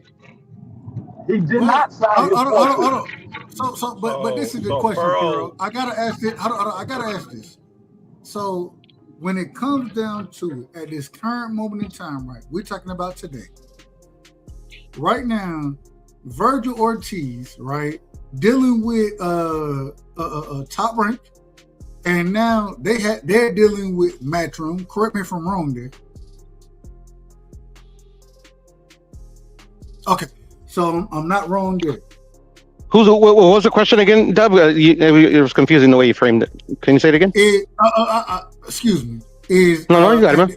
At this current moment in time, Virgil Ortiz dealing with Oscar De La Hoya, right? They're Oscar De La Hoya and Golden Boy. They're dealing with Matchroom at this current moment in time. Am I wrong about that? In which fight, or have they in the past? Or I don't understand the question. You don't. So they don't have a deal with. So you're saying that Oscar De La Hoya doesn't. Oscar De La Hoya and Golden Boy don't have a deal with Matchroom as far as them putting on their fights. No, you're talking about Matchroom is a promoter. We're talking about a network. We're talking about a network. You mean the Zone, dog? You meant to say the Zone. I think you mean DAZN. Do you mean DAZN? Exactly. Well, my apologies. When I talk about Matchroom, when I talk about DAZN, that's one and the same in my mind. And I'm probably wrong about that. I'm looking at the file and Pearl was talking about. Pearl is correct. The Zone COO did state in a filing when Virgil sought this temporary restraining order that they was open to negotiating a long-term deal with Golden Boy regardless of if Ortiz was on contract. And they were saying that Ortiz was in talks with Matchroom, basically cutting out Golden Boy to make the Boots fight. So real quick, we have to make a distinction, and I have to make the distinction between Matchroom, right, and DAZN. I have to make a distinction there because I look at Matchroom and DAZN one and the same in my personal opinion, but it's not one and the same. It's not. No, sir. My personal opinion is wrong. If that makes sense. You know it is. No, I'm okay with it. I ain't got no, it's fine. A lot of people get confused actually. Because a lot of people think because Matchroom's been working with DAZN since their inception. They're kind of like linked, but at the end of the day, one's a network and the other one's a promoter. So they're two separate entities. That's what I'm trying to say. We agree. So now, at this current moment in time, you have the PBC, right? Who's the PBC working with? Amazon lately, right? Yep. Who? All right, no worries. Amazon Prime. Amazon Prime, right? Yeah. Who is Top Rank working with? Right now, they with DAZN. They're with DAZN. They just signed their contract with DAZN. DAZN, okay. Yeah. Let me see who else. Eddie Hearn and Matchroom. Who are they working with? DAZN. Okay. DAZN. I'm missing somebody. Who am I missing? Golden Boy. Golden. Who is Golden Boy working with? DAZN. They just signed their extension with DAZN. So we have the majority dealing with who? DAZN, right? DAZN. Yes, sir. Queensberry. I think they're dealing with DAZN as well. Well, they just signed with Sky. They went back to Sky. Sports is a tad bit different. Shout out to Sky Sports. It's a tad bit different, so I understand that. All I'm saying is when we have at this current moment in time, when we're talking about Boots, when we're talking about Virgil, they're all dealing with who? DAZN. Well, Virgil's not dealing with anybody right now. He's in limbo. Well, he's not dealing with anybody because he's on the show. But He's on he's shelf. under contract with Golden Boy, and Golden Boy and Matchroom deals with the zone. They will be on the same platform, regardless of who they're fighting under. They will be on the same platform. And to be honest, like if Virgil gets his way and he's able to terminate his contract, that fight, if it gets made, is going to be on the zone anyway. But this shit, I mean, it just getting ridiculous. How? No, I agree. Hold on, I agree. But it's getting ridiculous with the arguments being made. Man, it ain't got to be this hard. It don't got to be this hard. Y'all dealing with the same, and we talked about sides of the streets for years. When it was Bud and EJ, what we talked about, sides of the streets, right? Well, at this current moment in time, the zone has kind of got rid of the sides of the streets because you have all these individuals dealing with you. You know what I'm saying? Outside of the PBC, outside of them. Would y'all disagree with what I just said there? Oh, not ain't David at all. Ain't Not at all. David Benavidez fight on PBC this May? I believe it's a joint. It's a joint deal. He's fighting on the Riyadh card though. But that's what I'm saying. Like that I mean, Riyadh is kind of like Switzerland. It's kind of like Turkey card is Switzerland. different. A turkey card is once again it unified. Hey, we done seen, man, when Big Baby fought what's his name? The nigga that stopped him. Oh my God, I can't call him right now. You talking about Bacole. Oh, you mean that Big Baby? All I'm saying is that was money showed up in that situation. You feel me? So all I'm saying is if you don't have the Turkey situation going on in Turkey, he according to him, he more worried about the drones that Iran got going on over there. And shout out to Iran, shout out to Israel, and man, y'all hell with them boys. Hold on, man. Hold on. Y'all fix this shit immediately because all y'all out of order. The United States as well. Y'all all out of order. We ain't trying to see no wars going on around here. We want to see peace. But all I'm trying to tell you is as far as boxing goes, we done seen Turkey do certain things and kind of get rid of the sides of the streets. But now we seeing Matchroom, right? Or the zone, excuse me, not Matchroom. The zone, we're watching them get rid of sides of the streets because hell, Top Rank got to deal with them. Oscar got to deal with them. Golden Boy, that a new HBO dub. Say it again. That a new HBO. That a new home of boxing. No, that's fine. But all I'm saying is we're getting rid of the sides of the streets. Dub, can I clarify something really quickly? Clarify. Yeah, I just checked too because you were asking like who was promoting the David Benavidez card. It's actually a PBC card. It's going to be on Amazon Prime. It's a Tom Brown promotion. Yeah, that's an Amazon Prime card. That's an Amazon Prime card. I'm out of order then. I'll be out of order. Yeah. I call myself. I thought Turkey was involved as well, but no, not in this instance. No, it's not Turkey at all.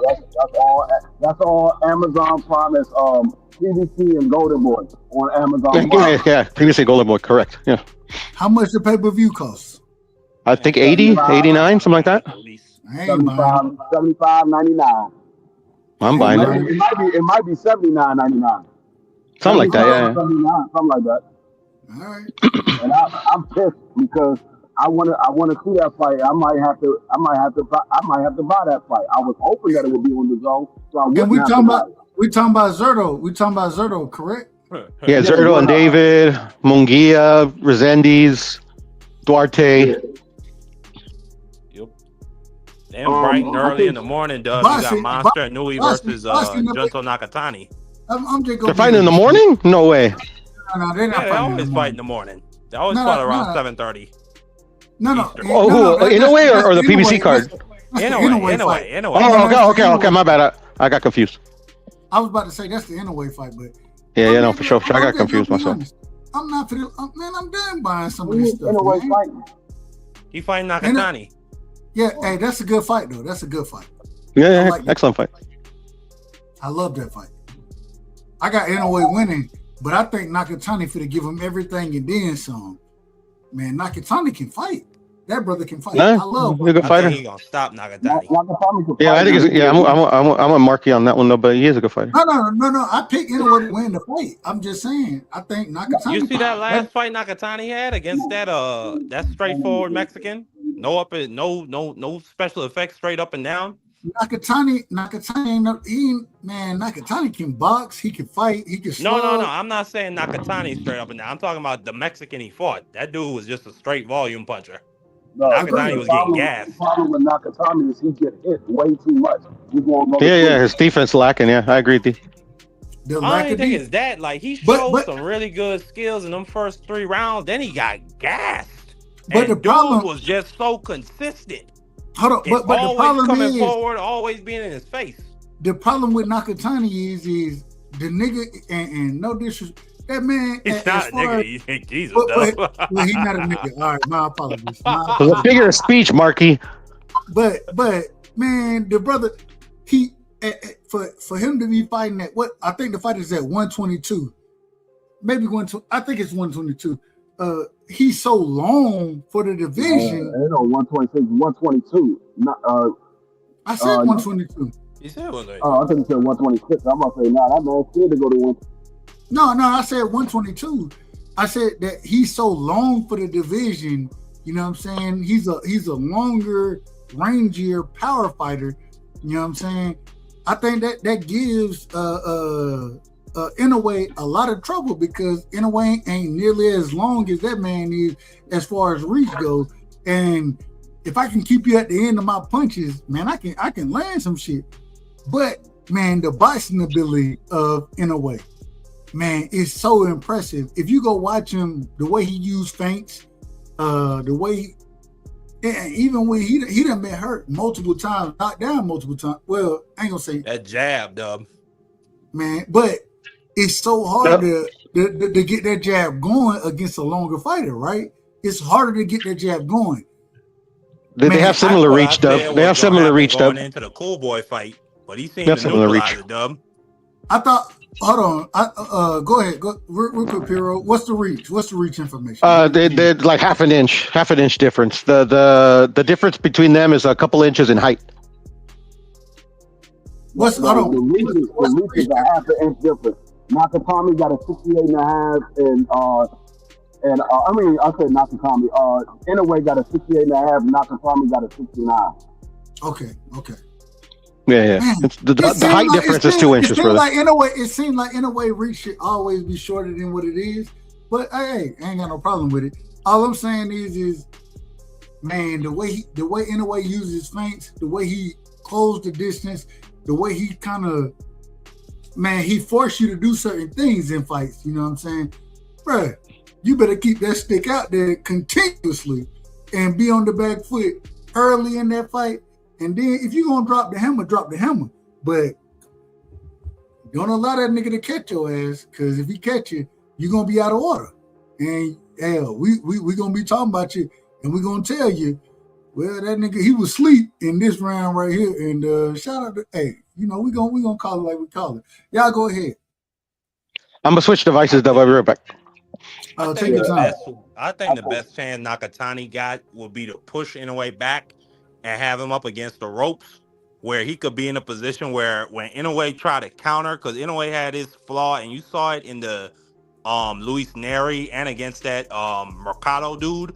When Inoue throw the left hook, his right hand, it kind of drops a little bit, and I think he relies a little bit too much on his reflexes, which as he's getting older, as he's moving up, it starts to lag, and you could catch him with that straight right or that left hook clean on his chin. Marky, I think that's I don't think he should be on that back foot. I gotta ask you the question, Marky. How do you see when you say that he gotta push Inoue back, right? That's what you're saying. That's what he's gonna have success at, correct? That's his best chance, yeah. That's where his opportunity is. How do you think he pushes him back? I mean, well, it's gonna have to. Well, you're right with the jab. Yeah, it's gonna have to be with the jab. He's gonna have to try to go to his body. Maybe tie him up, try to move him. Like, this the best shot he got. No, I'm just being honest. Like, that's the best shot Hey, he got. It's all I'm saying, Marky, it's gonna be. Would you agree with me here? It's gonna be hard as hell for that nigga to push him back. It's gonna be hard as hell. I mean, it was hard as hell for Ali against Sonny Liston. It was hard as hell for Sugar Ray Leonard against Tommy Hearns. I mean, you figure a way out if you're a great fighter, Dub. Is Nakatani a great? Or is he just another body bag for a Nui? He gonna have to answer that question on the night. Nakatani is just a good fighter. He's not a great fighter. He's a good fighter. He good, but he not on those guys' levels. But go ahead, Free. I apologize. Nakatani, he gets hit too much. You can't be in there with a puncher getting hit, and that's the difference between Nakatani and Inoue. I think they got similar styles. I don't think they're the same. I think they got a similar style, and they both power punches. But the difference is Inoue's defense compared to Nakatami's defense. That's the difference in the fight. Nakatami's going to take a lot more punches than Inoue will take. Well, real quick, man, we got my brother in the building, man. Big Dog Willie is in the building. Big Dog, welcome to the show. Be in order now. Don't be out of order. But, man, you know you always welcome over here. What you got for me, my brother? I was trying to catch up what you guys were talking about anyway, right? Or I was just... Inoue versus Nakatani. We was talking about that fight. How you see that fight playing out? I got Inoue. His skill, I mean... He's, like you say, he's a monster in that ring with those small guys, and he's run through them. And how you did Cool Boy that one time, that just put me. I can't get past that. And yeah, he has his defense kind of lax on him, but when he puts it on you, he puts it on you. And it's ball game. He shuts the door. I ain't gonna lie, real quick. I gotta say this, and Big Dog, the way he did Cool Boy, man, that shit hurt me so bad. And I ain't gonna lie to you. I was like, man, Cool Boy finna go out there and outbox his ass. Hey, you know, I love Cool Boy. Scooter, I was like, man, Scooter finna go out there and outbox his ass. You love Cool Boy. Man, Scooter went in there and I seen Scooter getting clipped. I was like, throw the towel in. Hey, the man finna be concussed out here. Listen to my breakdown because you wouldn't have thought that. Yeah, I mean, I heard, you know. Hey, D-Free, you know, I'm going to disagree with you if I disagree with you. You already know what it is. Philly niggas, and we talked about this, and D-Free is absolutely correct. D-Free told me, he said, man, Scooter finna get his ass whooped in this fight. And I was like, bro, this nigga finna outbox him, this, that, whatever.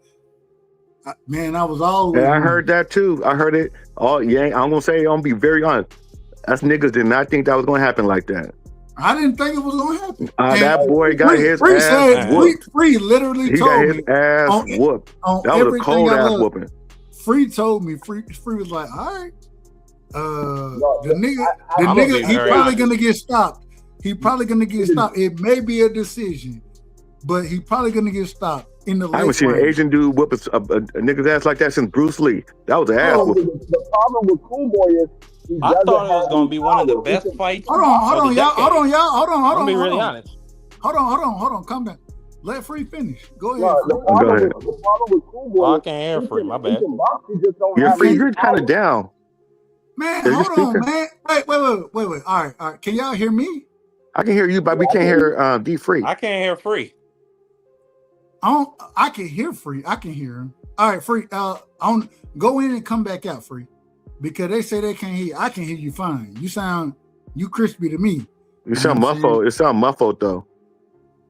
Okay. He gonna come back. But now Free told me, he was like, man, and I was like, man, Cool Boy finna put hands on Inoue, man. He gonna outbox him.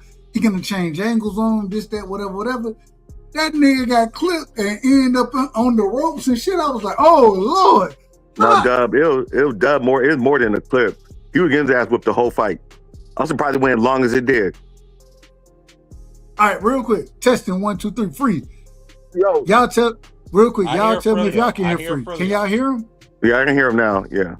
Yeah. No, I said the problem with Cool Boy is he can box them. He just don't have any power. And when you're dealing with a guy like Monster anyway, who can box with you, if you ain't got no power, how you gonna keep him off you? He didn't have anything to keep him off. Like when you in there with a guy that can box with you, there's got to be something that separates you from him. And if you don't have the power, you got to have the defense. He's faster though too, D. He's faster in that fight. Yeah, that's what I'm saying. I mean, it's just like Cool Boy is an excellent boxer. He's an excellent boxer when he's on his game, but he doesn't have the power to keep opponents off of him. Like he can land a shot and hurt his opponent, but if you don't have that power to keep them off of you, you're going to be cooked when you're dealing with the top level guys. I want. There was a lot of advantages that anyway was faster than he was too. He was faster. So I thought that, and the difference between Cool Boy and MJ, which I'm an MJ fan, you know what I'm saying? If you want me to say his full name, don't try to. Just go ahead. You already. I ain't got no chance to say it, but I'm a fan of him. I love MJ. I love the way that he fight. But then I watched him go in there against Inoue, and he couldn't implement nothing that he wanted to implement in that fight. He couldn't do it, and was getting clipped. I mean, I love MJ, but man, it just seemed like, man, Inoue got a different level to his game. He's special. He's a special fighter. He's a special fighter, so and people need to realize that. So now I got to ask the question because, hey, one of my favorite fighters, you know what I'm saying? Bam. I want to see Bam versus Monster. I want to see that fight, right? Bam talking about moving down, moving up, and all that other kind of stuff. I say, man, make that fight at 22. That's my personal opinion. Make that fight at 22. Bam done already said that he can move down if he need to. He can move up. He done did these things, winning titles and things like that. Fighting old dogs out there and all that. Man, Bam Rodriguez versus Monster Inoue. Who you picking to fight? Big Dog Willie. Who you picking to fight? Ooh, that's a good one. That's a good one. And I love both of them. I love both of them. I like both of them too. That's a good one because both of them got qualities. I know I got it. Y'all ain't gonna like it. Hold on. No. Hold on, free. Go ahead, Big Dog. I'm gonna go. I had to go with Monster. Wow. He fought the better. I think he fought the better comp. He fought the better comp. Stop at your decision. No, I think it's gonna be a decision. I just think he fought the better competition. Just throughout. Yeah, especially when we moved up to 122, it's better comp. I ain't got no problem with that. No problem with it. D Free, who you pick? Monster or Bam? I got Monster by 8th round knockout. I got questions about Bam Rodriguez. He made me question him his last fight because you too big fighting these small guys. And I got questions with him fighting bigger guys. I don't know if his power is going to translate with the bigger guys. That's why he's fighting at a smaller weight class. Because remember, Bam Rodriguez was fighting at 118. He moved down to 115. Yeah. He moved down to 115. I got questions with him fighting the bigger guys. I think Monster anyway stopped him in the 8th round. In the 8th round? I can see that too. Man, I'm gonna tell the truth, man. And y'all might be right. And y'all know, hell, most of the time when I pick fights, I don't figure it out. I be wrong about fights anyway. So I don't know shit about boxing anyways. But man, I'm taking Bam every day and twice on Sundays. I'm taking Bam over Monster. I think that Bam, he's gonna be more active. I think Monster is the harder hitting individual, but I think that Bam defense is better. I think that his footwork is better. I think he changed angles better, man. And I could be once again. Once I pick a fighter, 9 times out of 10 I'm wrong. I'm 9 times out of 10. So if y'all want to go bet on these things, y'all go bet on Monster. because 9 times out of 10 I'm wrong. But man, I'm picking Bam to win that fight because I think Bam, his skill set is so different from a lot of these guys. I don't think he cracking like monster cracking, but it ain't the punch. It ain't the, and y'all know like I know. It ain't the punch that it's the punch you don't see, man. And the way he changed angles, his footwork, the way he moved, man, Bam is special, in my personal opinion. I think they're both special fighters. I'm picking Bam over Inoue. Anyway, it's the same. Anyway, it's the same though. Inoue don't move like that. But he punches. He punches at angles. I agree that he punched like that. I agree that he cracking. I think he cracking way better. He punches at angles, and he gets it, man. Yeah, he's a special fighter. I mean, those are two special fighters against lesser individuals. I don't think Bam is on. Man, MJ Akhmadaliev, in my personal opinion, is the best individual he done fought. No, MJ Akhmadaliev. Come on. Hold on. You asked me a question, so I'm gonna answer the question. No, I think MJ. Man, let me finish. Can I finish? MJ, that nigga. I think MJ is a great fighter. You know what I'm saying? But at the same time, I don't think he can hold Bam jock strap, bro. He can't hold a man. D-Free, can I get this? Can I get this a little bit? What about Neri? What about Neri? What about Cooper? Okay, go ahead. Y'all go ahead. MJ is a better boxer than anybody Bam Rodriguez faced. Thank you. Schoolboy is a better boxer than anybody Bam Rodriguez faced. Now, Monte Inoue has been in there with much better boxers.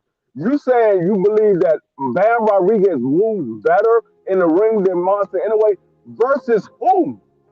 He's fought guys that was older. He fought guys that was smaller than him. He had his way with those smaller guys. Of course, he's going to look much superior over guys that's not on his level. We see Monte Inoue in there with guys that we believe was on Monte Inoue's level, and Monte Inoue showed that he was a better fighter. We have never seen Bam Rodriguez in there with anybody that we thought was on his level. Never. And you have to say he did fight a drugged up Neri, knocked him out, smooth. So that was, and I don't think Bam ever fight anybody as good as Neri. And I'm not a Monte Inoue fan, but I call it how I see it. I seen Monte Inoue in there with much better boxers than Bam Rodriguez has ever faced. And I just don't think I got questions about Bam Rodriguez when you're not trying to move up and you are much bigger than the guys that you're facing. I got questions. And that's the same thing I'm about to have about Gabby Findor. If Gabby Findor moves down, I'm going to have questions about her. Right now, I got Gabby Findor as one of the top female fighters. But if you're much taller than these females and you're talking about moving down in weight, you're not talking about moving up, you're talking about moving down. I got questions. Hey, you guys, I'm about to get ready for work, but I just had to come here and chime in on you guys. But you guys have a good night. You know we love you, brother. Love you all too. All right, man. All right, y'all.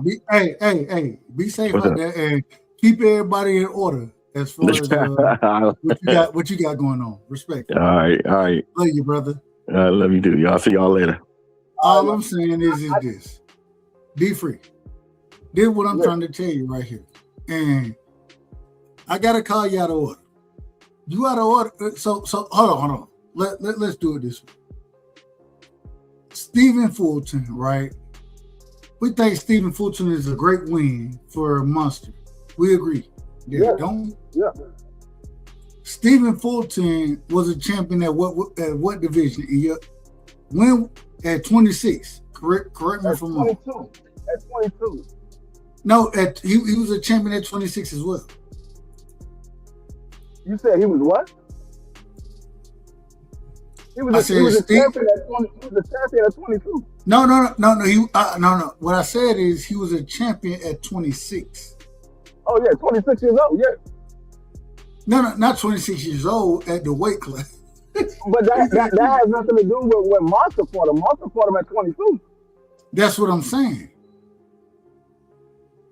We agree. He was a champion at 22 when Monster fought him. He was a unified champion. We give credit what credit is due. Right? We agree. Correct? Yeah. Louis Neri. Correct me if I'm wrong now. Louis Neri got beat before, and even in that fight against Monster anyway. A decent fight. Although he got stopped, man. I ain't gonna lie to you. He got knocked out. Correct. I might be wrong about that. I believe he got knocked out. Am I wrong about that? I think Louis Neri got knocked out in that fight. He got knocked out. He got stopped on Monster. The nigga, correct me, he got beat by Brendan Figueroa. You're not telling me something I don't know. I didn't bring up Leary. That was Big Dog that bring up Leary. I brought up. Hold on. I can barely hear you. You gotta come closer to your mic. Come closer. I can barely hear you. I said Big Dog brought up Leary. I didn't bring up Leary. I brought up MJ and Cool Boy. I didn't bring up Leary. That was Big Dog's argument. Let me ask this question, and this leads into directly what we were going to talk about, because in this same situation, what we're talking about, Cool Boy, right? He got in there with O'Shaquie Foster, and he lost that fight, right? Mm-hmm. O'Shaquie Foster, hey, look at the title. It just led. I didn't expect it to lead this way, but it lead right into what we're going to talk about. O'Shaquie Foster versus Raymond Ford. Mm-hmm. Are you interested in that fight? Do you think that's a good fight? Do you give? Well, how do you see that fight playing out? I ain't even gonna ask. I want to be very unbiased before I say what I'm gonna say. I think it's a good fight. I like that fight. I want to see that fight. But I think it's going to end similar to Cool Boy. I think Raymond Ford, he's too small for O'Shaquie Foster. He's too small, lady. Yeah, he doesn't have the arm reach to deal with a guy like O'Shaquie Foster. O'Shaquie Foster is a much better boxer, and he has the longer arm reach. He's going to sit on the outside and jab Raymond Ford. Raymond Ford has to get on the inside to fight with O'Shaquie Foster. And O'Shaquie Foster can fight on the inside as well. But Raymond Ford is more of a boxer. He's not an inside fighter. He's a boxer. And so I think Raymond Ford is going to end similar to Cool Boy. I want to ask you, Free, and I'm gonna give my opinion on this next. But I want to ask you one quick question. As far as that fight go, right, with Raymond Ford, and I'm a fan of Raymond Ford. Man, you know, I probably love more fighters. You know how I am anyway. It is what it is. I love fighters. You know what I'm saying? And it is what it is. But Raymond Ford, what is he? Correct me if I'm wrong here. The man probably 5'5", 5'6". Is he 5'5", 5'6"? Probably somewhere around there. I think he got long arms, so he might have a 75-inch, 78-inch arm reach somewhere in there. But I think he got a good skill set. When he beat Nova, right? I think that was his last fight. I could be wrong about that. He beat Nova, and Abraham Nova done had his own, man. Stop bringing out this big ass, respectful. I say this respectfully, Abraham Nova. Stop bringing out the big ass, mascot. Yeah, mascot. That's the word I'm using. Stop doing it, man. You out of order, man. you be so fine. Oh, they don't even make sense. It was cool when you was winning, but you ain't winning. Yeah, you can do it if you're winning, but when you get hands put on you, stop bringing the mascot out. He had a close fight with Oshaki. Nova did. I thought that the fight with Oshaki, in my personal opinion, I thought that was a better fight than he had with Raymond Ford. I thought Raymond Ford watched him. Did you see the Raymond Ford fight versus Nova?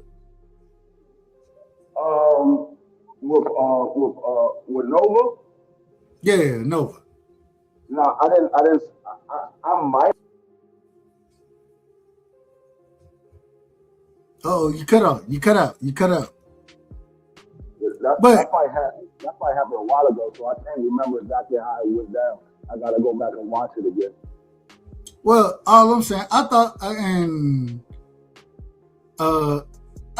I think the Oshaki fight, it happened probably in 2005 or 2025 or something like that. I think it was late 2025. I could be wrong. Or excuse me, 2024. I said 5. 2024, like late somewhere in there. But I think the better fight was the Raymond Ford fight. And I ain't even gonna lie to you. When I watched that fight, man, I had Raymond Ford. I thought Raymond Ford he put pause on he truly outboxed Abraham Nova, and I think Nova is a great boxer. I think he ain't a power puncher, nothing like that. The man can box, you know what I'm saying? And I like watching them box. I love watching them box. Just stop bringing the damn mascot in there, brother. Stop that.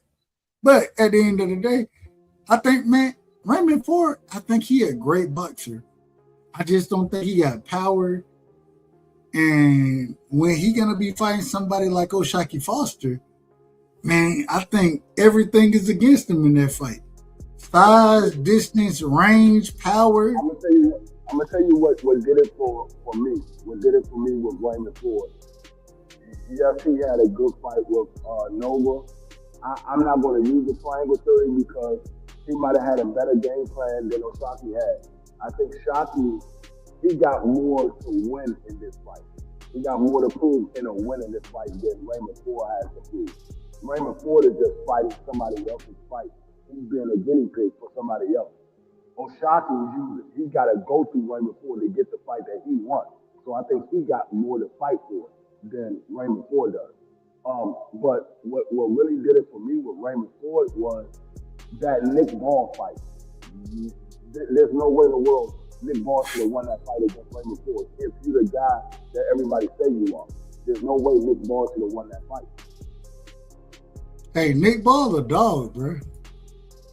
Nick Ball is a dog. I will give Nick Ball. He got a lot of heart. He comes in there. He's not going to lay down for anybody.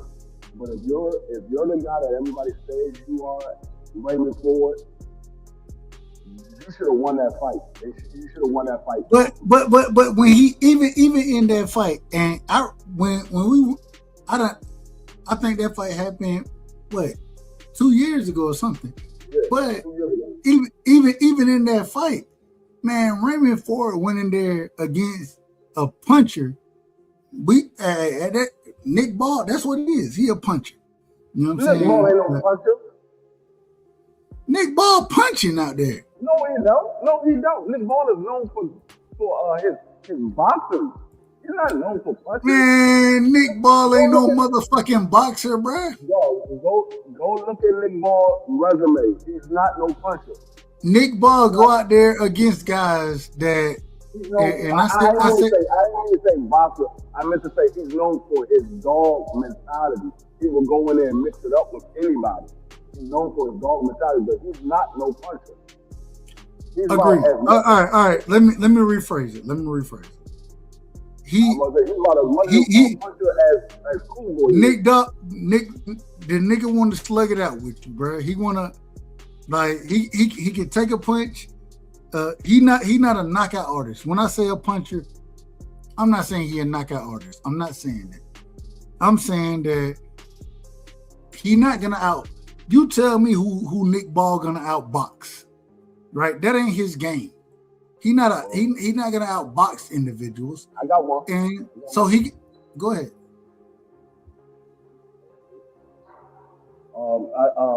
Raymond Ford. He outboxed Raymond Ford. You thought he outboxed Raymond Ford?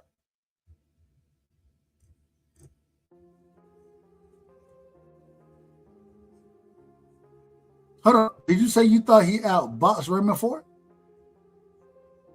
Yeah, I think he outboxed Raymond Ford.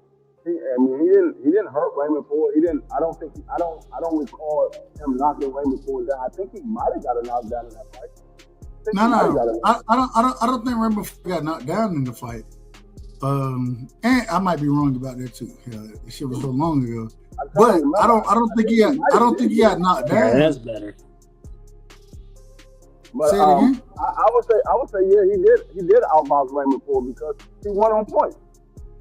He didn't win by knockout. He didn't win by beating his opponent up. He won on point. He didn't beat Raymond Ford up. He just outboxed him. Man, he didn't. Man, that nigga, he was lame. Man, Raymond Ford was scared to engage at certain times in that fight because Nick Ball was throwing them overhands like a motherfucker. Yeah, he outboxed him. That's his boxing style. Now, man. That's his outbox. Hey, hold on, man. Hold on. There's a difference. Now, I understand. If you throwing overhand, if you throwing get off my, hey man, if you throwing get the fuck back punches, that shit ain't outboxing nobody, bro. I'm gonna tell you why it is. Because just like your boy said, there's 5 styles of boxing. Just like your boy said, there's 5 styles of boxing. Oh, we done looked up 5 styles. but there's different styles of boxing. So just because you don't move around the ring, don't mean you don't outbox your opponent. There's different styles. You got the come forward fighter. You got the brawler. You got the boxer. And then you got the boxer puncher. And then you got the knockout artist. So there's different styles of boxing. So if you impose your style on your opponent and you win the fight, you don't knock them out, and you don't drop them, you win on point, then you outbox your opponent. I feel you on that. I'm just saying, when you throw and get the hell off me punches, and hey, you might connect with a get the hell off me punch. I ain't got no problem with it. All I'm saying is, man, I'm not giving you rounds for get the hell off me punches. I'm not giving you rounds for that. Hey, and those get the hell off me punches, the only punches that land the entire round, you gotta give it to them. That's a fact. You're right about that. You're absolutely correct about that. If those are the only punches that land, then I do have to give you credit for it. But man, some of them punches Nick Ball was throwing, I'm like, man, this nigga just, man, get back. I'm like, oh, bro, you supposed to be the pressure fighter. You supposed to be the one. He wasn't even the pressure fighter in that situation. The only problem with that is Raymond Ford was getting back. That's the only problem. He was getting back. Y'all talking about Oshak and Raymond, right? No, we're talking about. But we talking 2 years ago. So let's move forward and let's talk about Oshaki versus Raymond Ford. What y'all got on that? D free, and then we come into stuff. I mean, I got like I said, I got Oshaki. I think Oshaki is going to look similar to the Cool Boy fight. I think he's just going to outbox Raymond Ford, and he very well could drop Raymond Ford in that fight, but I think he's going to outbox him and he's going to outpoint him on the scorecard. Hold on, let me turn them. Is the music loud, y'all? Is it loud? I don't know. I can't hear any music right now. Or actually, I never could from the beginning. But that's fine. I'm gonna leave it where it's at then. Go ahead, Steph. What you think about Raymond Ford versus Chucky Foster? I love it, man. How could you not choose Oshak? I mean, he looked phenomenal in his last fight. Unstoppable, unbreakable. Forgive me, Oshak, if you're listening to this, man, for choosing Cool Boy over you. I mean, how could you not choose him? Raymond, he looked good at was that 26 when he had that belt? Raymond, you talking about Raymond Ford? Yeah. Against who? I can't. Some white dude, I think it was. I can't think. But he Raymond comes. He's a come forward fighter, so this should be an exciting matchup. I think more pressure's on Raymond to figure out Oshak because Oshak just knows how to box, man. He's a really good fighter, and he's been tested now in his title fights. So I know he's gonna come to bring it. It seems like they have a little bad blood. They talking that up. Speaking of, Oshak Foster is going to be on BF's channel tomorrow getting interviewed. So y'all pull up to that. That's going to be nice. Lots of questions will be answered. But I love the fight, man. With that being said, I'm going to go ahead and choose Oshak on this. I think he got a slightly bigger frame there. And, he looks better in his last fight. But it should be a good one, man. It should be real good. I ain't gonna lie to you, man. The interesting thing about this whole situation, right? So Oshaki Foster,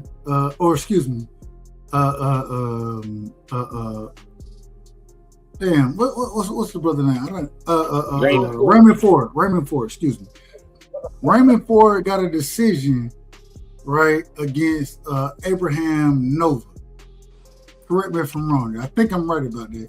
He's a good gatekeeper, though, Dub. Yeah. But even before that, Oshaki Foster went in there and he got a split decision against Nova and knocked Nova down in that fight. I believe. I could be wrong about it. No, he did. And top rank don't want him to be successful. I'm just gonna say that. Well, hold on, real quick. And then went in there against Conceição. And I'm a big fan of Conceição. I think Conceição, shout out to the, I believe he's Brazilian. Is he Brazilian? I might be wrong about that. But they had 2 fights against each other. I think it was kind of, I think Raymond won the second fight. Conceição won the first fight. Both those fights. You're talking about Oshaki. Oshaki and Conceição. Oh, excuse me, Oshaki. What I said? I said Raymond. Yeah. I knew what you meant, though. But Oshaki won both those fights, but he did. Conceição, the first one.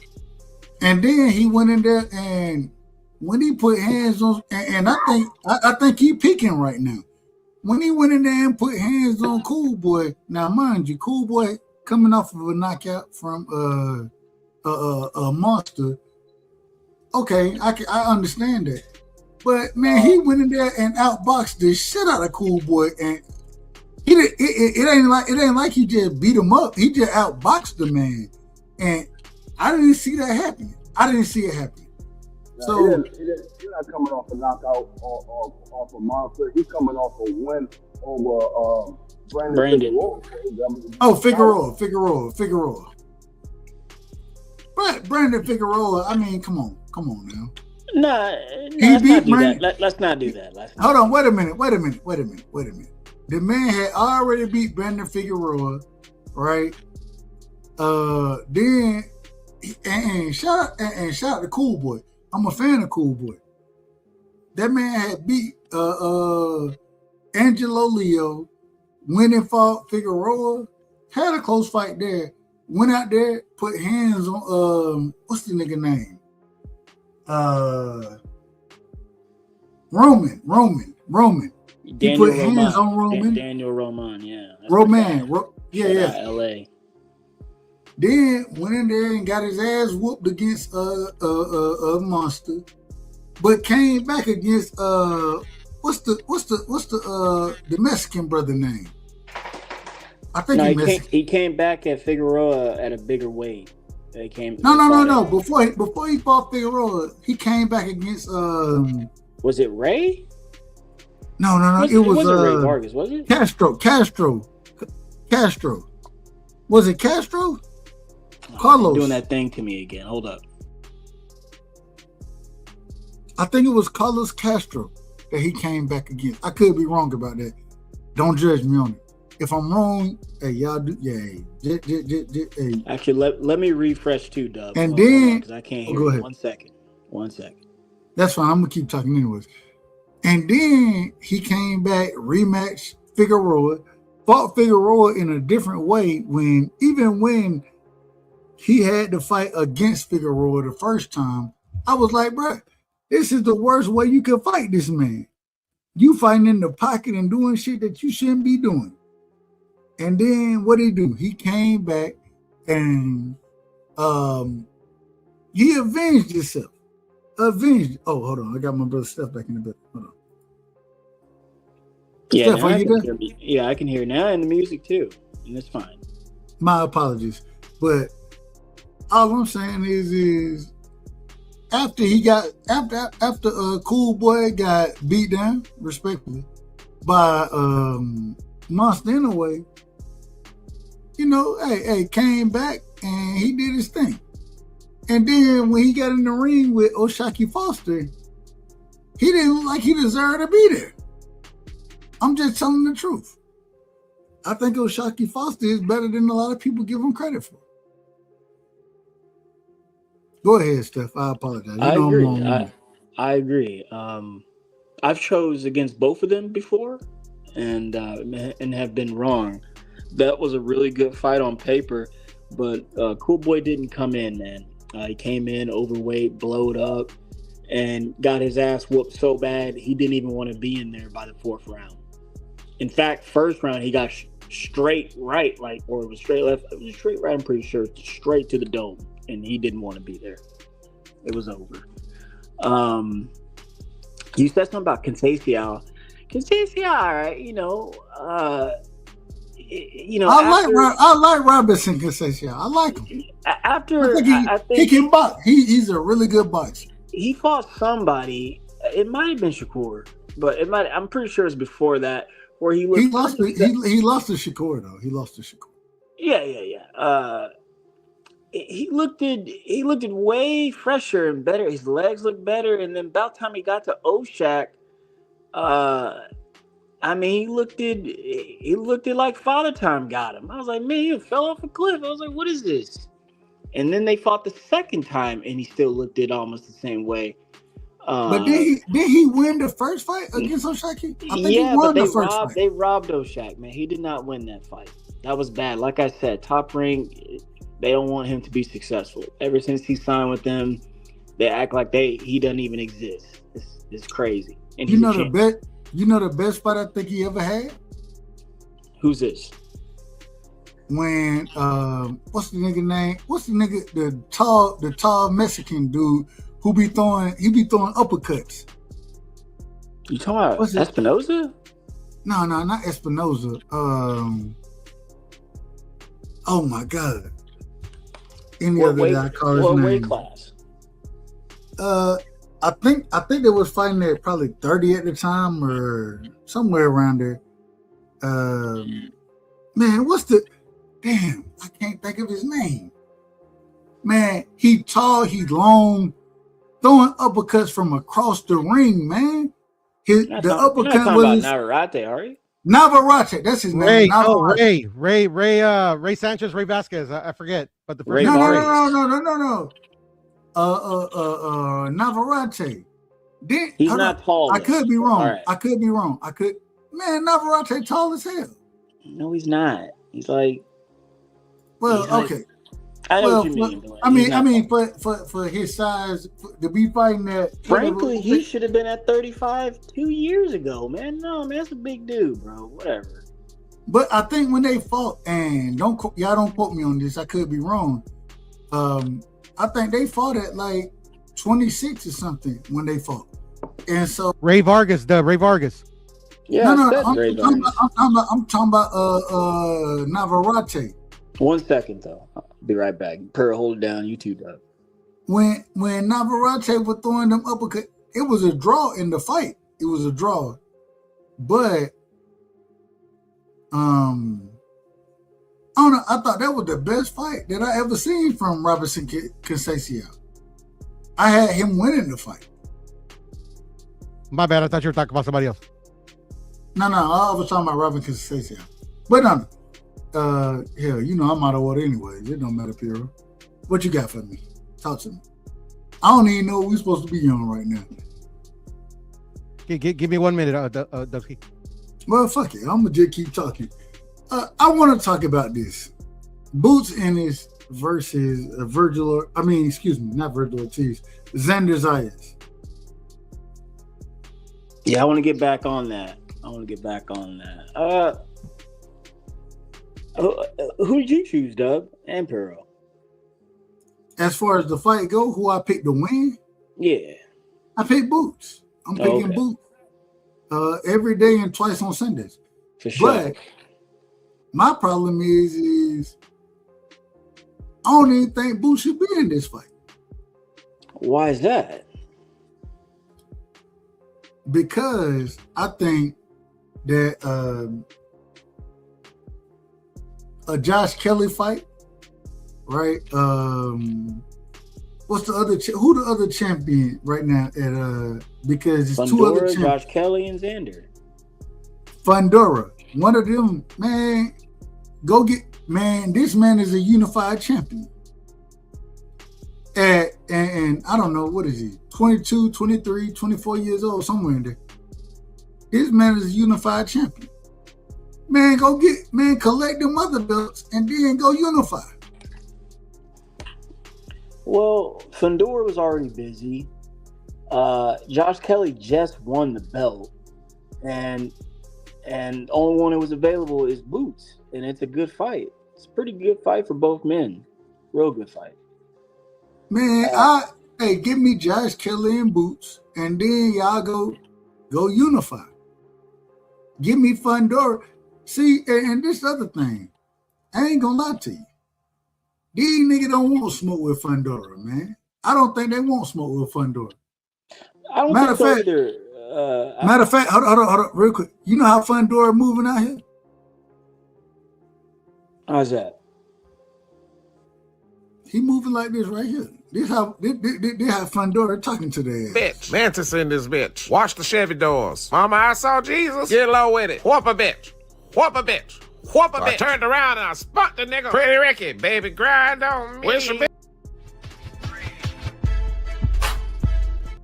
Dub thinks that shit's so funny. That's how he talking to their ass, man. I've been saying Fundora is the best in the division for at least the last going on what seems like 2 Why they ain't fighting the man? Because it's a slow moving division, man. I mean, people thought Baki was the boogeyman, man. It's whatever, man. It's whatever. Long as it's moving, it's moving. Fundora. I will say this though. Samson, matches him with whom he matches him with, and Fundora just seems to be okay with that. One would ask, why hasn't he wanted to challenge the likes of a Jamel Charlo? But it seems like we buried him alive and forgotten about him. But I do, again, I think, sorry, Pierre, I think with his track record and whom he's fought since he's been in the division, I think he's the best in the division, no doubt. Amazing. I don't think there is a clear best in the division. Just my opinion. My bad, Dub. Go ahead. No, we're not going. I just said mainly off the strength of his resume and comparable to the other, guys in the division. I think he's the best. That's why I said that, bro. I mean, I think Virgil has a claim to that. But to be honest, hold on, who Virgil done beat? He got like one scout, dude. Who he he beat? beat Madrimov. He beat Bohachuk, Lubin. Those 3 wins are like better than any of Fundora's wins. Amazing. That's a good claim. No, not a good. I mean, Keith is a good name to have. Don't get me wrong, but Keith, I mean, you could tell he was like a shell of himself. It's not a good claim. It is a good claim, bro. I mean, like he got his ass kicked by Mendoza. Then why? Went 12 with Tim why Zulu. Virgil ain't jumped in the ring with Fundora? I'm sorry, brother. Why Virgil ain't jumped in the ring with Fundora? Didn't we already discuss this before I took my little break? But we talked about it. We'll be right back again. He ain't fighting nobody. He's fighting Oscar. Let him beat Oscar. And then he can fight somebody else. Hey, learn how to sign some shit. Anyways, all I'm saying, He signed his portion. But anyway. So you put Virgil at the top of the division right now. I mean, I think he has a strong case, but like I was responding to Steph, I don't think there's a clear like number one guy there. Like I think I'm not talking about nobody else. I'm not talking about nobody else. I'm talking about Virgil Ortiz. Where do you put him at this current moment in time? Amongst the top in the division. Top 5? I would put him top 3. Amazing. All right. Do you think that he loses? We had the unified champion Xander Zayas. Would you put Virgil over Xander Zayas right now? Of course. Amazing. Why he ducked him then? Because of Oscar. Didn't we discuss this with D Free as well? Because of Oscar. No, not because of Oscar, because of PBC. Amazing. What, PBC ain't got nothing to do with him? Yes, they do. What are you talking about? Xander ain't a part of the PBC? Oh, I thought you said what's his name?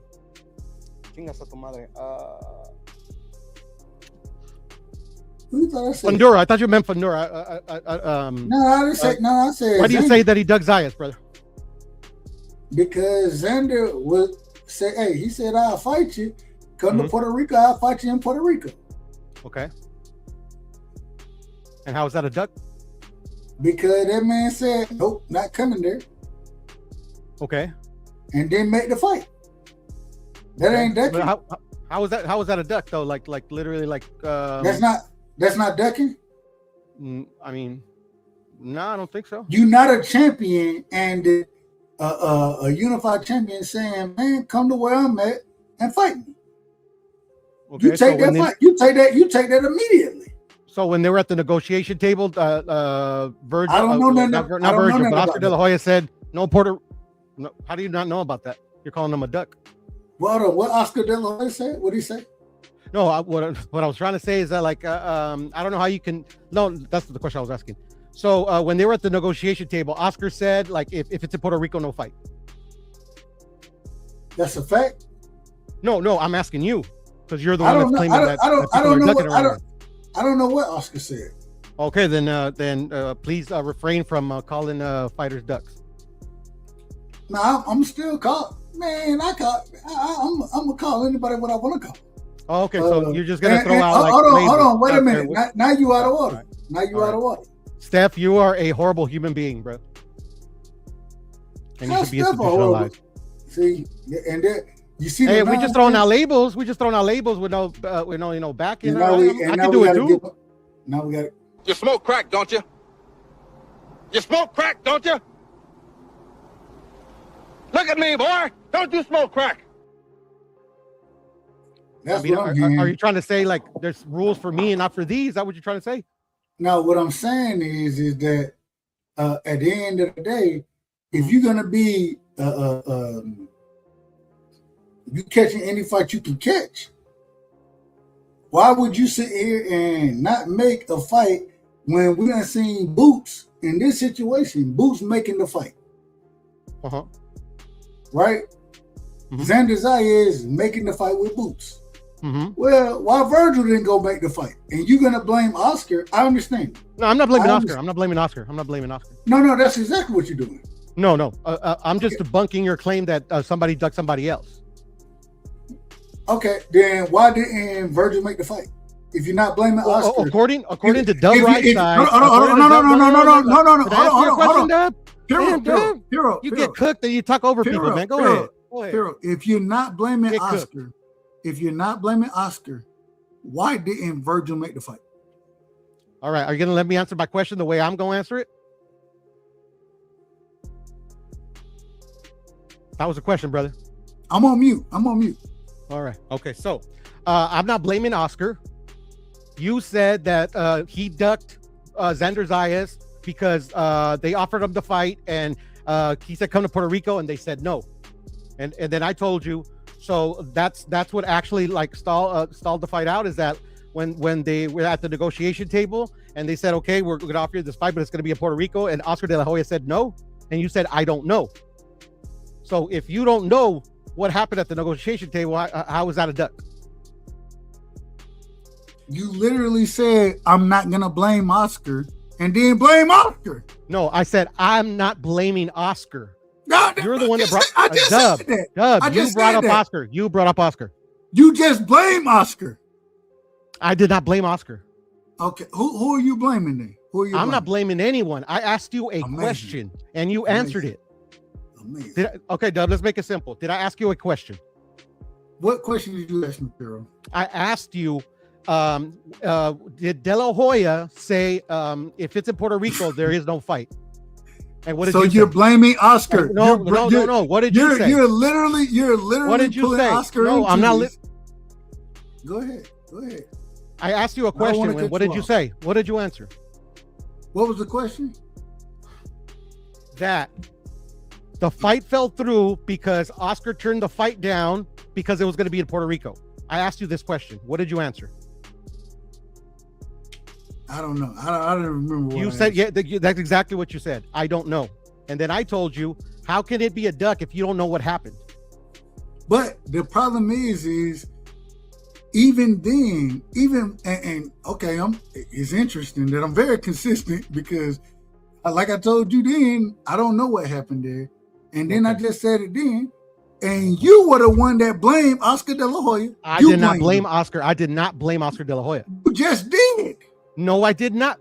Dub. Okay, then why didn't the fight happen? Then why didn't? Because according to Dub Rightside, they offered him the fight in Puerto Rico, and they turned it down because of that. It's not according to Dub Rightside, because Dub Rightside, according to you, Dub, you're the one that brought it. You're the one that gave me that reason. I was the one who said I don't know why it didn't happen. I said okay, and my whole point is like, how can you say that he ducked this man if you don't know what happened? And then you said you were the one that brought up Oscar De La Hoya. Were you not? I only brought up Oscar De La Hoya because you said that the fight was. I never said it. Yes, you did. You said the fight fell through because it was going to be in Puerto Rico. That's what you said. Here we go, and this is the problem. You can't have it both ways. You can't sit here and say that. You can't have it both ways. You can't tell me. You can't tell me that that I just sat there and said. And it's interesting. You can't tell me, well, Dub, you didn't know what was going on. You said you didn't know, which I did say I didn't know what was going on. Thank you. And then come back in another breath and say that, well, you blame it. I told you I don't know what's going on. All I'm asking, and you accused me of blaming somebody. I didn't blame anybody. Calm down, man. Calm down. You calm down. You out of order.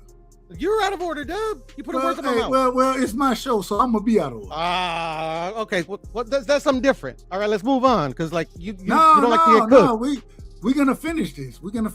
Dub, you overtalk me, and you say it's your show. You can do what you want. That's cool. I love you, brother. I love you. But if you don't want to get cooked, that's cool. I can move on.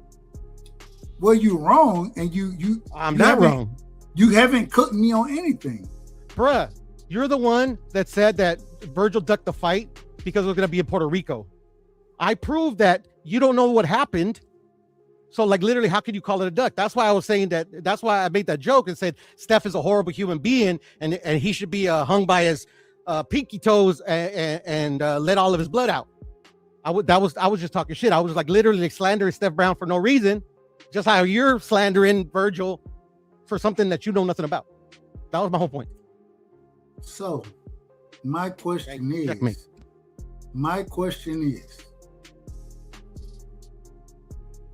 why, if Virgil wants to fight, right?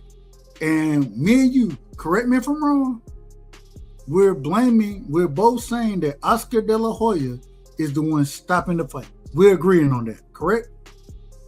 No, we're not. We're not agreeing on that. So, okay, if we're not agreeing on that, then why didn't Virgil Ortiz go to Puerto Rico and fight Xander? Why not? Why did he turn it down? I don't know.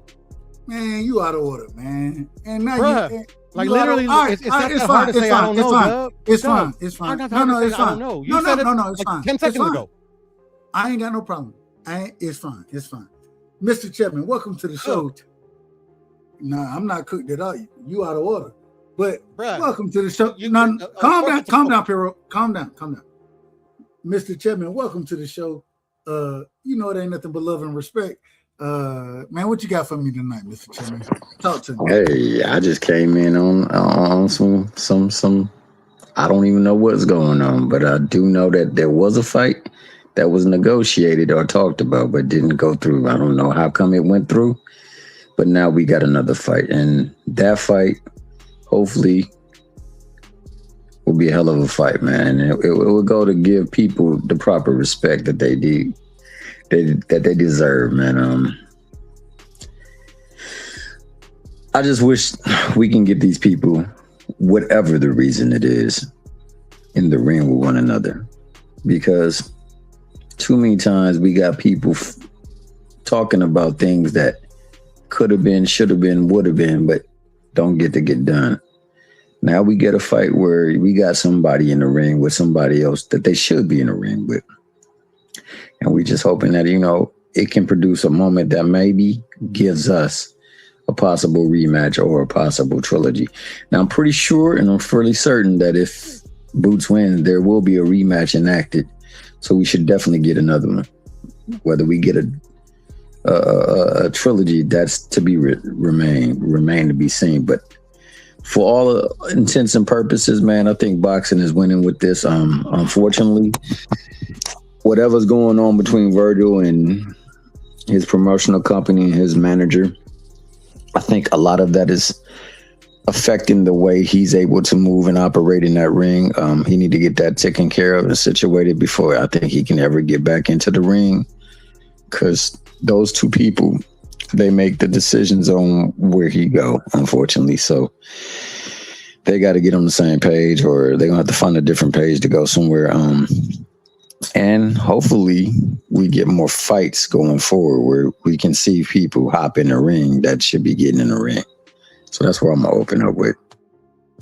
I got to say, man, shout out to my brother DJ. Shout out to Let's Talk About It as well.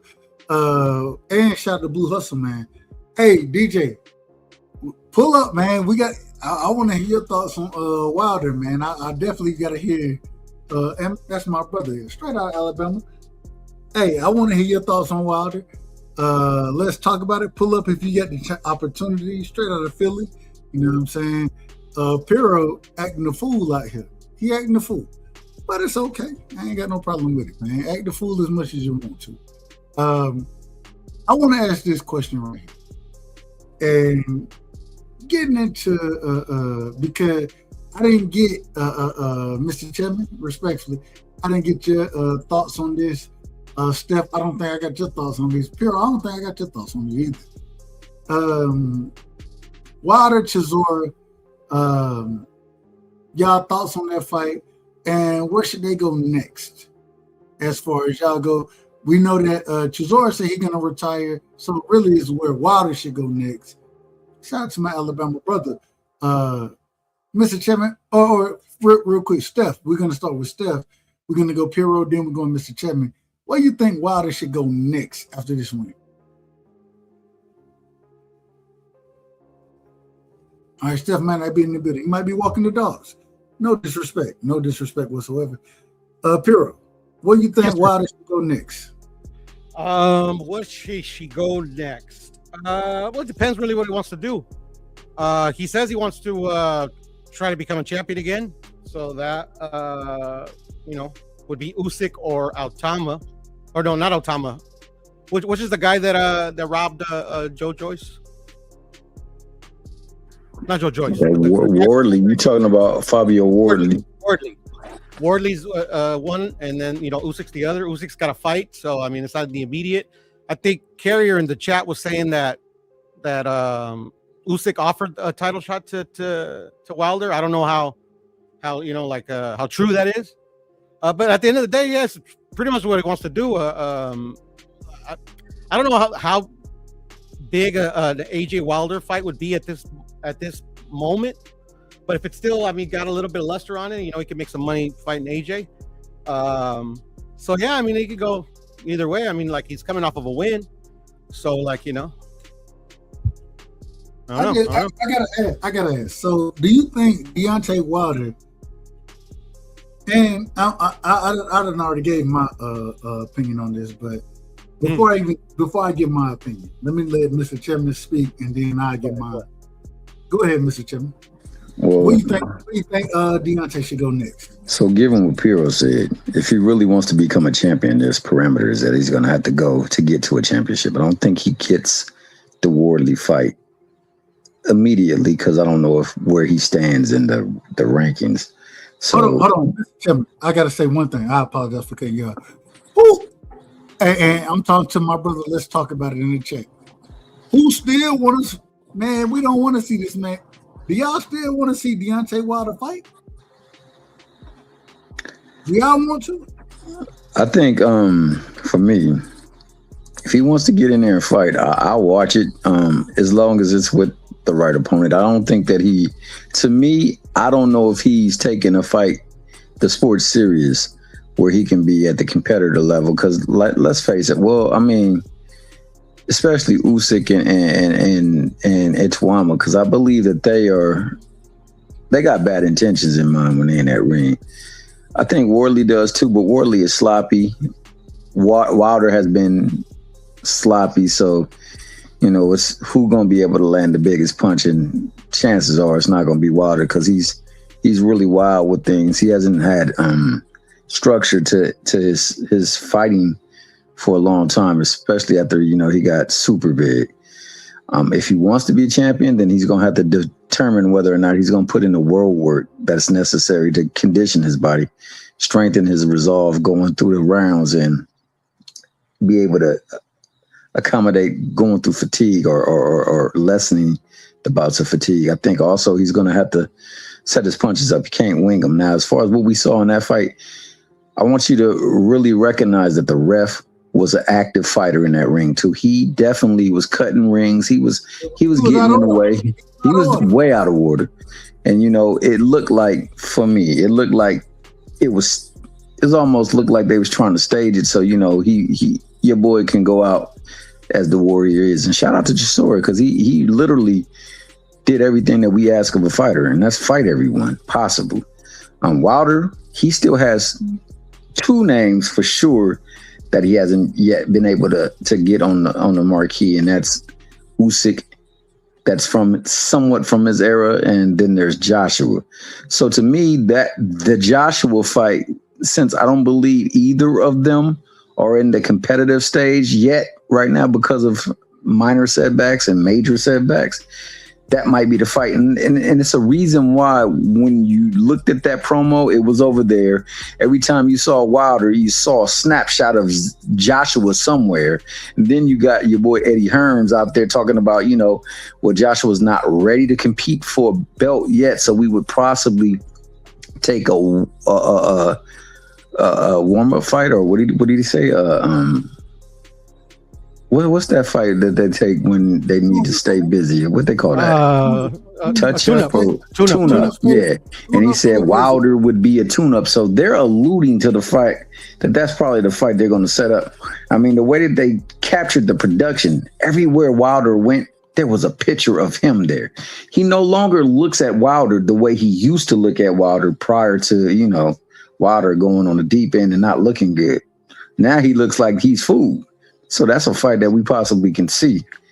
And I think that that's the fight they're going to make, because Wilder is not in a position where he can dictate terms anymore.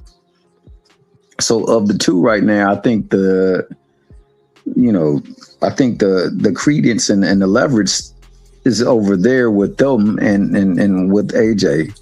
And AJ is, of the two, he appears to be the closer to competition level than what's the name. So for me, it would be that or the Usyk fight. I don't think he needs to fight any of the Young Bucks, because I think the Young Bucks destroy him, because they're trying to become champion. They're trying to make a name, and they're looking at that as the old lion that's no longer able to defend and protect the pride like he used to.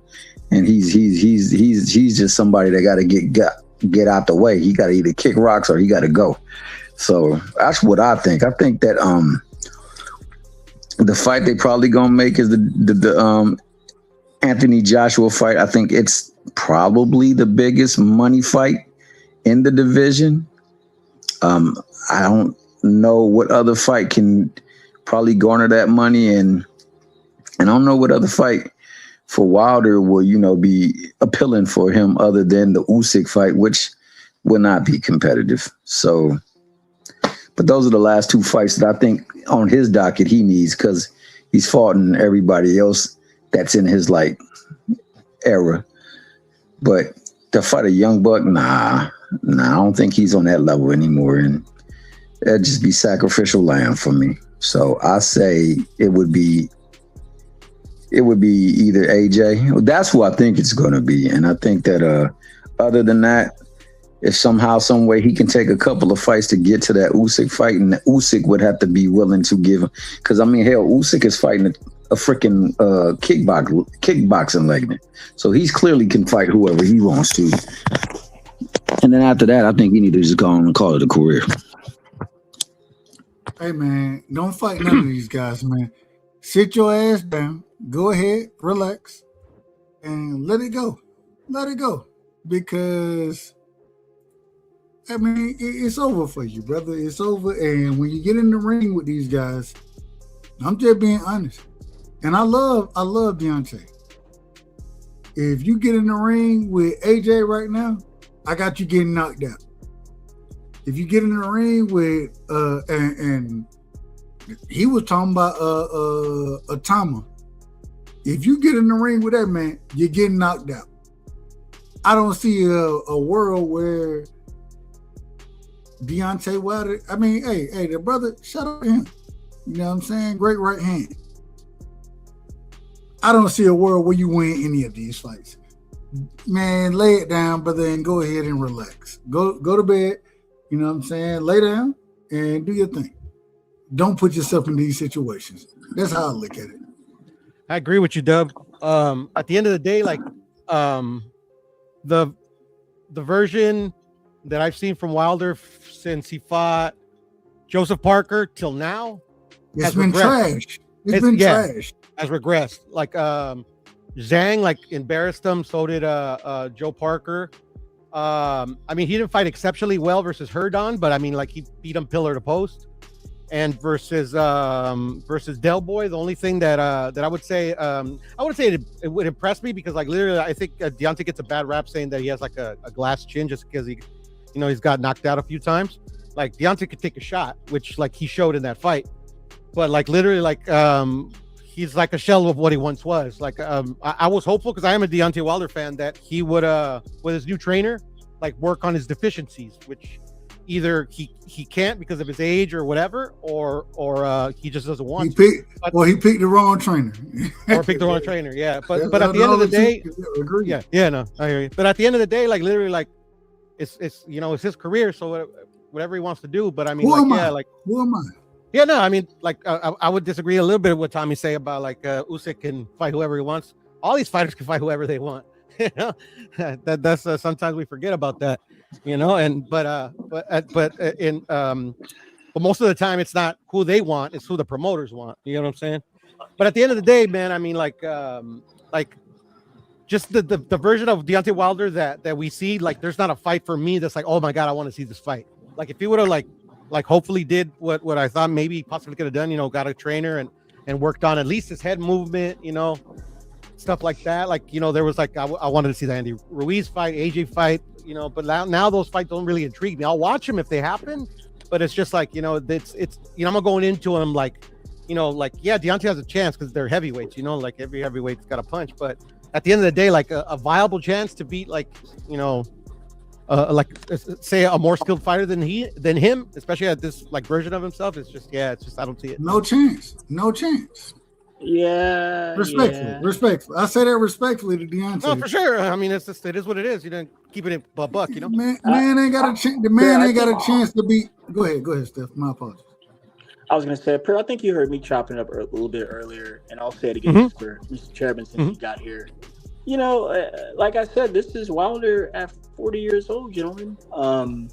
And for the fight, against Del Boy, I thought his feet look a little bit better that it's been looking here, and that's just saying the last 4 or 5 fights.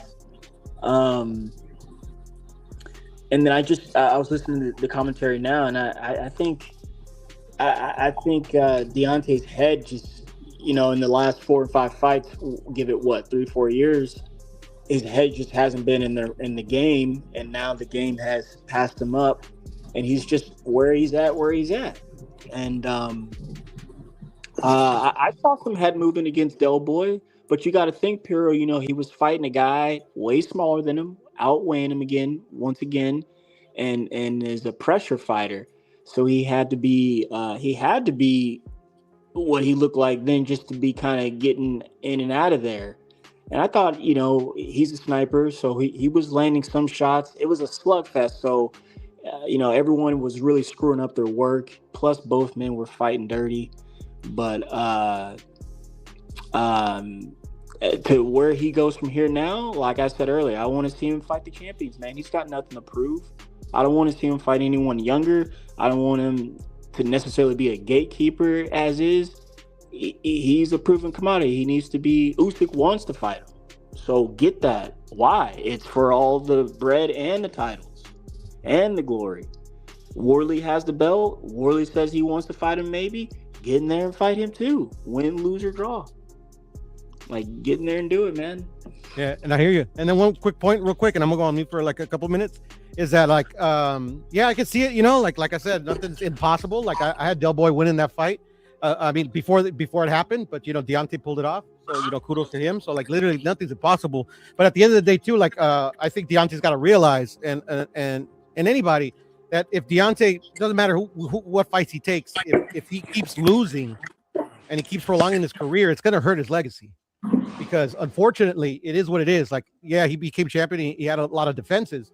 And if you would have said retired maybe after the third Fury fight, literally, I think his legacy pretty solid to the Hall of Fame, because of his his defenses. But say he fights the people he wants to fight, and he takes two knockout losses in a row, and then the third fight is just a wash, against Joseph Parker. Literally, if he retires, people, whether they're gonna give him his kudos or not, they're gonna see that every time he stepped up in competition, he didn't have it. So that could hurt his legacy. So if I'm Deontay, I'm looking at that and saying maybe getting better. I was saying, hopefully that he would, or let's just okay, let me go one big fight, one more, just to give the fans, his fans a kind of a farewell fight and hanging them up. Because at the end of the day, fans are vicious, bro. They ain't gonna forget you at your best. They're gonna forget you. They're gonna remember at your worst. But I'll be back. Right. And I said that too, Pierre. I know you left, but I was saying that, look, man, he's on his way out. And when you're on your way out, no one roots for you like they did in the beginning stages, ever. I'm trying to think of what fighter has, it's very rare that a fighter will end in some good spots. Some guys do go out with some knockouts back to back, if not three-peat. That's the name of the game, man. That's the name of the game. Hey man, look, at the end of the day, I want Wilder to have success, but I don't think if he go in and fight any of these top guys, I don't think and when I say top guys, I don't even think AJ is at the upper echelon at this current moment in time as far as his career goes. I think AJ knocked Deontay Wilder out. If he fight Moses Atama, I think Moses, man, stopped this man in the second round, maybe the first. But it is what it is. That's my opinion. But I gotta ride. I'm getting ready to shut this thing down. I apologize to y'all, but life been lifing out here, and I gotta live a little differently than I could normally live out here. So, y'all give me y'all last words. All right, bet. Well, so for me, I think that Wilder has done enough to earn the right to go out the way that he wants to. If he wants to take a fight with the younger folks because he wants to try to vie for a championship, I'm for it, man. I'm a fan of his. I'm going to always root for him. I'm going to always cheer for him. I don't care how far he has fallen or how much the game has passed him by. I think that the best fight for him would be the fights that are going to command the most bread. So, like, to me, that would be the AJ fight. But if he's going to get in there with Usyk, like I said, and I'm going to stand by this point, as a titleist, and Usyk has 3 of those belts, he is supposed to defend against his mandatory or try to unify. Should not be seeking for no damn kickboxer to be defending his title against. Yeah, that kickboxing stuff is nonsense, man. Hold on, absolutely. Real quick, Mr. Chairman. Usyk got that. Oh no, they didn't got me. They didn't got me, Mr. Chairman. Oh no, thick ass poster, man. Hold on, Like hey, when we look at Usyk. This what I be thinking right here. This how I look at Usyk at this current moment in time. And I ain't saying he a bad fighter, but him going to fight the kickboxer, I look at him like bitch. This. Mantis in this bitch. Wash the Chevy doors. Mama, I saw Jesus. Get low with it. Whoop a bitch. Whoop a bitch. Whoop a bitch. Turned around and I spunk the nigga. Pretty Ricky, baby, grind on me. Wish a bitch would, then jet set. Thriller dance. Call me Dragon Ball Negro. Swag surfing. Where my DoorDash order? Not you? All right, then. Keep it moving. Old dirty bastard, drunk style. Too low to get under. Too high to get over. Melodies from heaven rain down. Damn, my socks wet. Got a rock in my shoe. That's how I look at Usyk right now. Out of order, man. All the way out of order. And hey, man, get individuals who qualified. Give them their opportunity. You should be looking to fight Caballero. You know I'm a big fan of Caballero. Absolutely. Fight Caballero, man. Fight him. That's why I think that's the best fight that we could get right now. In my absolutely, I absolutely do, and I mean I would want that fight. Unfortunately, like I say, they can move the way they can move because of the people that are putting on for the fights, and that has to change. It's got to be some form of like jurisprudence that allows for the fighters to campaign under the auspices of which it should be, and that's. You're fighting for that prize and that title. And if you have that title, then you have to defend that title. And you have to defend that title against viable competition. Nobody should be able to come out of the sport of a retirement thing and get a shot at the title. And I just don't understand it. But at the same time, I do know that we're in these times. That has to change. Now, for Deontay, whatever he will want to do, I'm with it, man. I'm there for him. I hope he does the best. I do recognize that there are certain things that he do that will be counterproductive to his chances of winning. But hey, he still is a fighter. He still has championship spirit. Let him go up in there and see if that spirit gonna carry him through. But if it don't carry him through, it's gonna carry him to the next realm, and that's retirement. So be it. I think the only fights for him truly is the damn Joshua fight, because we never got that. Joshua used to look at him with trepidation. Now he looks at him with like intrepidation. Like that Mickey Freaky can't wait to get in there now. Before he used to look nervous. Now he looked like I'm unbothered, like the nail polish emoji. That's how he looks now, because he already knows that Wilder is no longer the threat that he used to be. So I can get in there and do it. The confidence is a beast. It's a beast right now, but you know, that's just the natural process of time. That being the case, Usyk, if he could fight him, then I don't mind him going up in there and fighting for a chance of the title either, man. Because what Wilder did for the sport, when you know the sport was down, he carried it for a long time. So I ain't mad at it too, especially if somebody who ain't never participated in the sport gets an opportunity to become a champion. Why not Wilder? You know what I'm saying? Why not him go up in there and get a chance? Maybe he might strike lightning. You never know. Right-handed God might return back and enact judgment on somebody.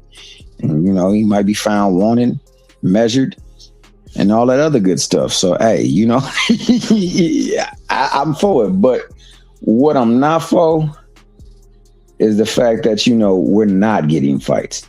And when we are getting fights, it's fights that don't make sense, or people were lining up to make a fight and then running off on the plug. Like, we're getting too much of that stuff, and we need to get back to where we get the fights and they can settle it in the ring.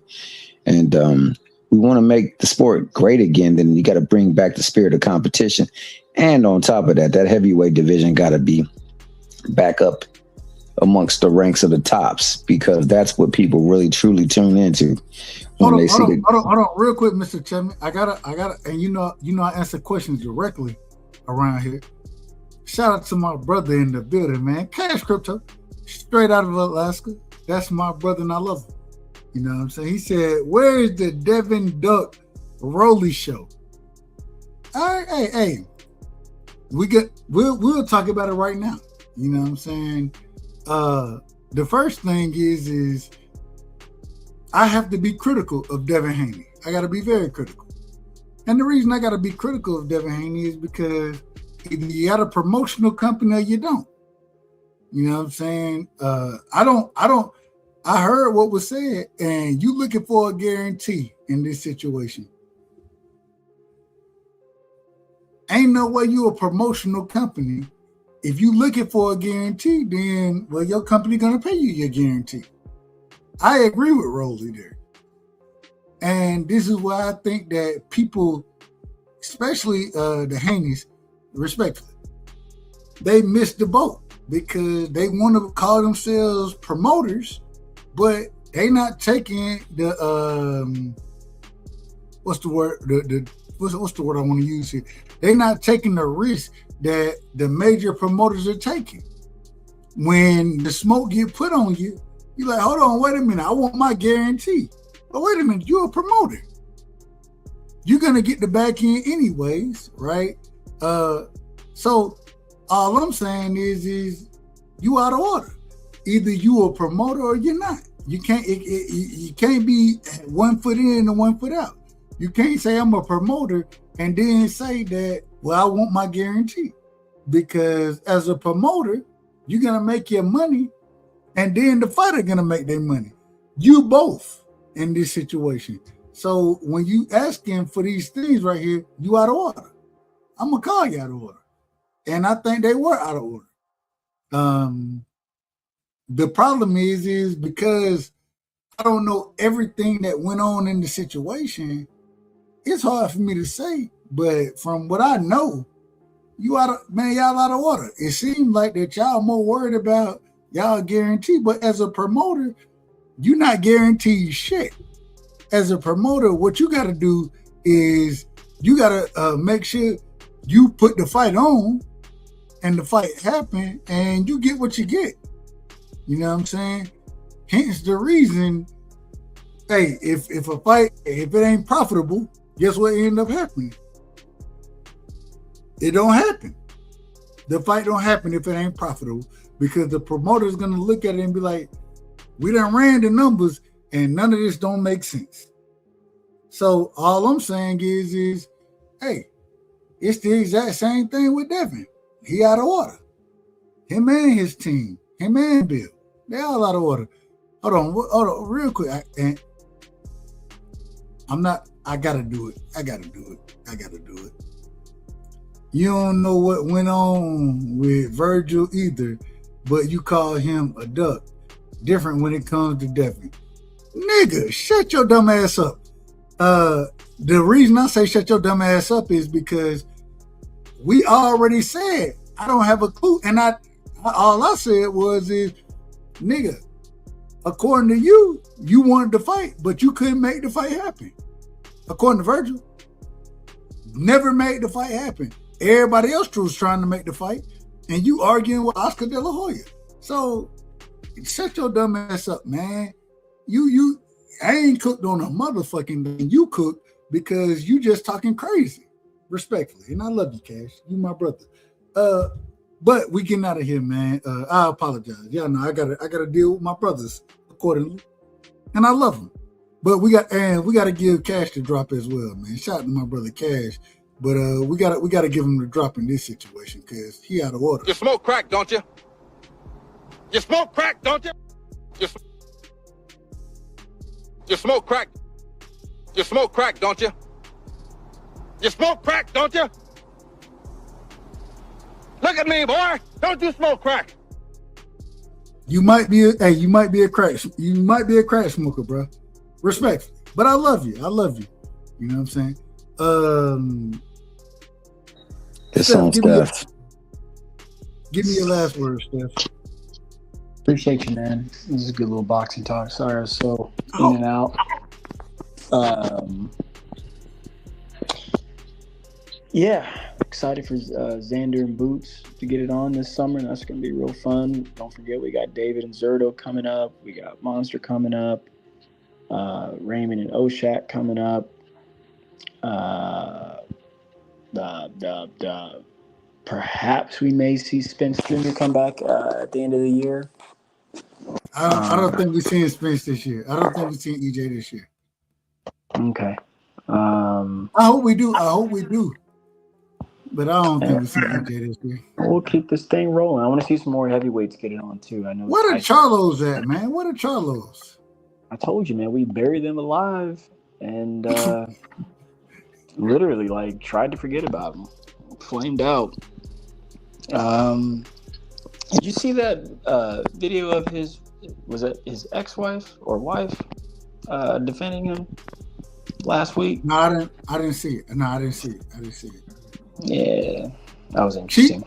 She hold on. She was defending him. Yeah, she was. Was it Mel or Maul? Mel. It was Mel, I believe. Okay, Mel. Well, I'm gonna be honest. Mel is he seemed to be how I'm gonna put it. He seemed to be the most sane individual. Fighting, like he's practicing. Hold on. Who did I say? I just mentioned Maul, but you were talking. You said it right. You said Mel seemed to be the most sane of the two, meaning that he's got less problems mentally upstairs that he's dealing with or navigating through, whereas Maul seems to. Go ahead. But I think that even though I think that he's the more sane, I want to rephrase it. I think Maul is the calmer individual. You know what I'm saying? So I don't see nearly as much about him as I see about Mel. Mel, I think he's the better fighter. I think he had order. You think Mel the better fighter? Than Maul?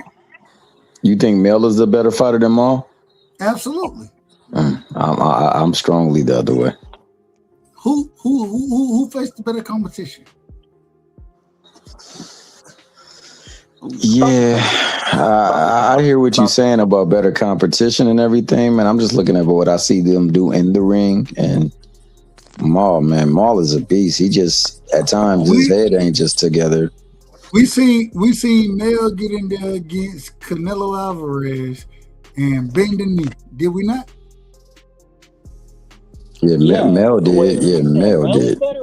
And then we seen Maul get in there against somebody we ain't never heard of and win a fight. And I swear to God, I put this on everything I love. I listened to Cornflake earlier today. They were talking about being a promoter and all this other kind of stuff. I listened to Cornflake earlier today, and I was like, "Nigga, Mel, get your ass back in the ring, bro. You can make so many fights, but he's not doing it. At least Maul, or excuse me, I'm saying it backwards. I keep saying it backwards. Maul fought Cornflake. Mel fought Canelo, right? Hey, he took a knee there.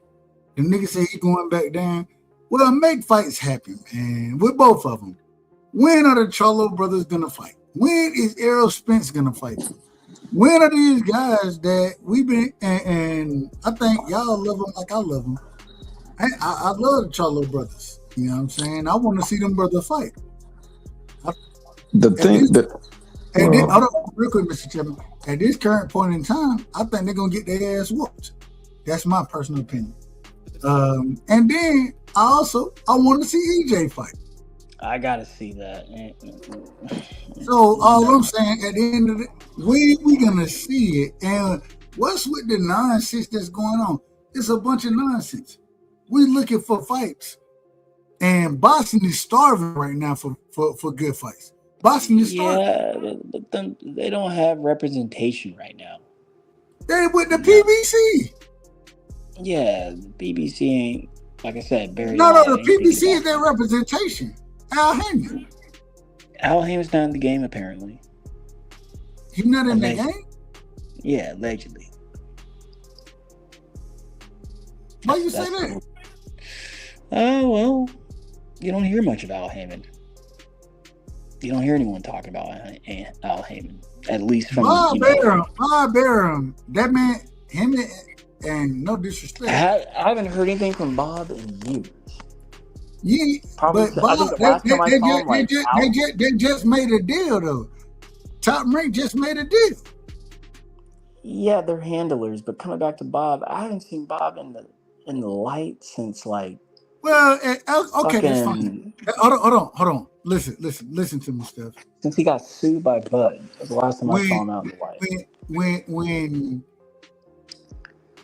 imagine it this way, if you can't make the deal that you need to make, you old or whatever. No disrespect, you old or whatever. You're gonna put individual in place to make deals. Right, you're gonna keep the business going, and you'll pass it along accordingly. Well, who is the PPC passing this shit along to? Who was that? What's his name's managers or the faces? You thinking Louis DeCubas, but I also heard of Steven Espinoza as well. Him and his brother, and even Tom Brown is kind of taking a backseat a little bit. Well, they're looking bad because they're not making. I think they haven't helped, but I'm just gonna leave that there. I understand that, but real fast, Mr. Chairman, it's no secret the boxing landscape has changed dramatically in the last, say, 24 months. Not to say that there's new. I mean, yeah, there are new faces, and then you got some new old coming back in. Like I said, the DeCuba brothers are getting a shot at running the helm now. And what I mean by all of that is, new sheriff in town, plus Turkey. And, Turkey's a boxing fan. He don't give a fuck. So if you run with him, you make it. If you run with Zuffa, you make it. If you run with PBC, you make it. If you run with Top Rank and DAZN, whatever, Maxroom, whatever, you make it. But I hear you. These fighters need to try to make something happen. Yeah, but it's a ship has sailed for some of these fighters, If they haven't make it happen by now, it's just this ain't gonna happen, man. And I also wanted to chime in, I don't even think it's Tommy. It's up for debate that Mel is better than Maul. Because I think he announced his retirement on IG. I mean, take it with a grain of salt, but say he does retire. I mean, there's no. That's it. That's the end of his career. So literally, you got to go by what they did in the sport, and Mel is clearly the better fighter. Wait, Maul said he retired? Yeah, that's what I was reading, that he announced on IG his retirement. But say it's bullshit. Say he continues, but say it's not. Say it's true. He's retiring. Okay. Charlo, it is what it is. They just there's no okay, if he fights these dudes, he can surpass his brother. If he's retired, he can never surpass his brother. I hear you, man. To me, like I say, I know a lot of people get, judged by the accolades they acquire. I mean, I'll use just comment in another sport. I know there was often comparison between Emmitt Smith and Barry Sanders, and most people, because of the accolades, will say that Emmitt Smith was a better running back. Barry Sanders was a better running back than Emmitt Smith could ever be. I believe the same. I'm a Cowboys fan, and I love Emmitt Smith. I understand that, Deb, but there's so many people who will speak against that, and they will say, "Nah, well, look." See? Yeah, who had more rush yards? Who had more rushing touchdowns? Yeah, Emmitt Smith. Exactly. Hold on. You got to go by what you got. No. And see, this is why I say, and this is where I'm gonna always be wrong. And when we talk about boxing, when we talk about, hey, we got the draft coming up. People draft boards are going to be totally different from my draft board, right? Because I live and die by the eye test. I believe what I see is true. That's what I believe. And at the end of the day, you could tell me that Emmitt Smith was whatever. And shout out to Emmitt, and I love Emmitt Smith. Matter of fact, when I played ball, I played under the number 22. Why? Because Emmitt Smith, that's my favorite player. You know what I'm saying? I love Emmitt. At the same time, if I look at it today and look at different individuals, hey, I can make a true statement and a true understanding as far as who's the better individual. And if 9 times out of 10, it's not going to be Emmitt. It is what it is. And I love Emmitt. I swear I love him. But, no, I believe you, Dub. But at the end of the day,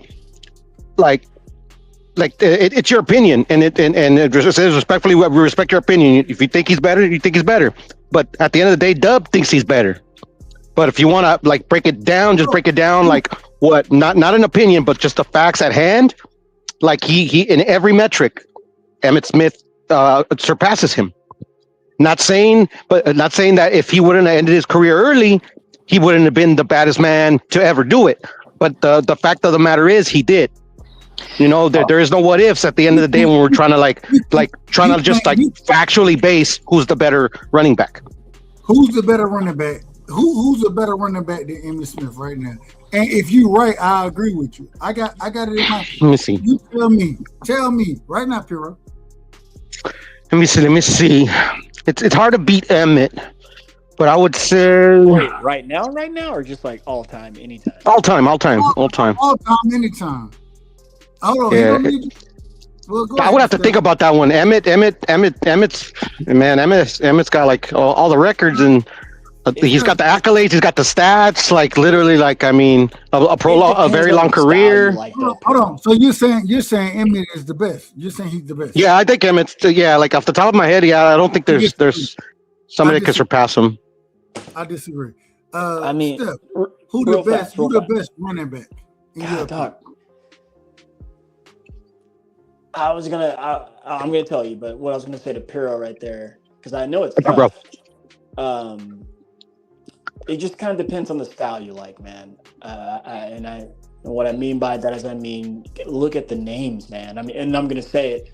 I would say better than Emmitt. I would say Walter Payton, but there's Walter, there's Thurman Thomas, there's Eric Dickerson, there's Emmitt Smith, there's LaDainian Thompson, there's Terrell Davis. There's so many names, man. So many names. And to Piro's point, Emmitt rules a majority of those statistics. In fact, he has the main one, all-time leading rusher. Not just the Dallas Cowboy leading rusher, all-time NFL leading rusher. Steph, you want to know what else he had, though? I was at that game, too, when he broke it. Texas State. Check it out. He had an all-pro. Whoa. You was at the game? Yes, I was at that game. He was. Cool. Amazing. Yeah. Against the Cardinals, baby. And real quick, Steph, the thing is I get what you're saying about the styles, and that's valid. But at the end of the day, when we're all-time great at a position, you got to take everything in account. You can't just single out, because I like his style better. Like, if you want to go who had the best style running back, then we can have that discussion, and then you can bring up all these guys with different styles and be like, yeah, man, this guy's style, because of the way he hit the hole, the way he can, he was versatile, break formation and then catch passes on the flats, blocking and stuff like that. That's something different. But all time at a position, you got to take everything into account. But the thing is hold on. But the thing that Piro is saying, you can't take this and this and this. No, I can't. I'm gonna take all of that. I'm taking all of it. I know. And Emmitt Smith beats it all. Hold on, man. Calm down. I didn't cut you off. I cut me off all the time, Dub, but I'm sorry. Go ahead, Piro. I didn't mean to make you mad, bro. Just I'm hard-headed, bro. Well, you just talk a lot. Really? We're gonna go there? We can. Hey, if you want to, we can. No, you don't want to. Then you start crying. But respectfully, go ahead. Down. Now we're talking football. Hey, you know it's so funny? Me and my brother Piro, this is how we deal with each other. It is what it is. I love you. Yeah, I love you too, brother. You out of order. You out of order right now. I ain't out of order, bro. Hey, did I cut you off? Did I cut you off? Multiple times. All right, fine. Go ahead.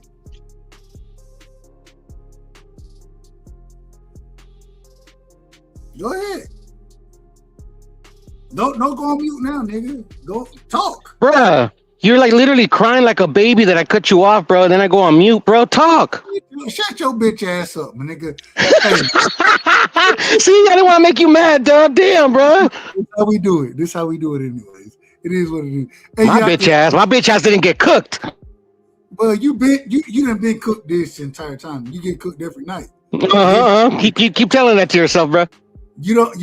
Hey, well, you're not that bright on boxing. So I mean, okay, that's why I cook you every single time, and literally it all ends up you calling me a bitch ass. You end up calling me out my name, bro. I don't want to get you mad. I even tell you I apologize to you. They're like, go ahead, and then you get mad, bro. Stay mad. But at the end of the day, man, hey, we cook you on a regular basis. It's okay. I love you. I love you. I love you. Man. I love you too, Dub, bro. You're funny, bro. Like, I love your ass. And even when I say, hey, you already know what it is between me and you. It is what it is. I ain't got no problem.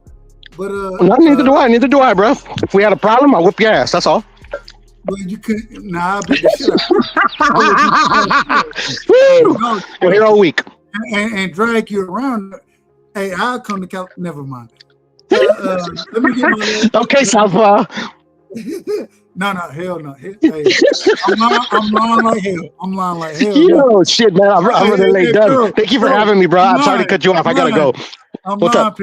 Piro, I'm lying. I would never come do that because once you said Southpaw, I said, hey, if I ever get in that realm right there, I'm out of order. I'm all the way out of order right now. You got it, and you. Hey, bro, I don't want the smoke, bro. Like you got it, bro. I don't want the smoke. I'm like a wise man, Dub Brightside said. I don't want the smoke, bro. I love you, bro. I love you as well. Thank you for having me, brothers. I'll check you out later. Peace. Peace, man. Yeah. Real quick, let me get everybody last words. Shout out to Piro. Steph, then Mr. Chapman. Y'all give me your last words. I think Steph gave me kind of your last words, but just finish it up, and then I'll let Mr. Chapman go, and then I'm shutting this thing down. Yeah. Again, man, appreciate you, B. We on possibly Friday. Say that again. I said, are we on possibly Friday? Absolutely, we'll be live.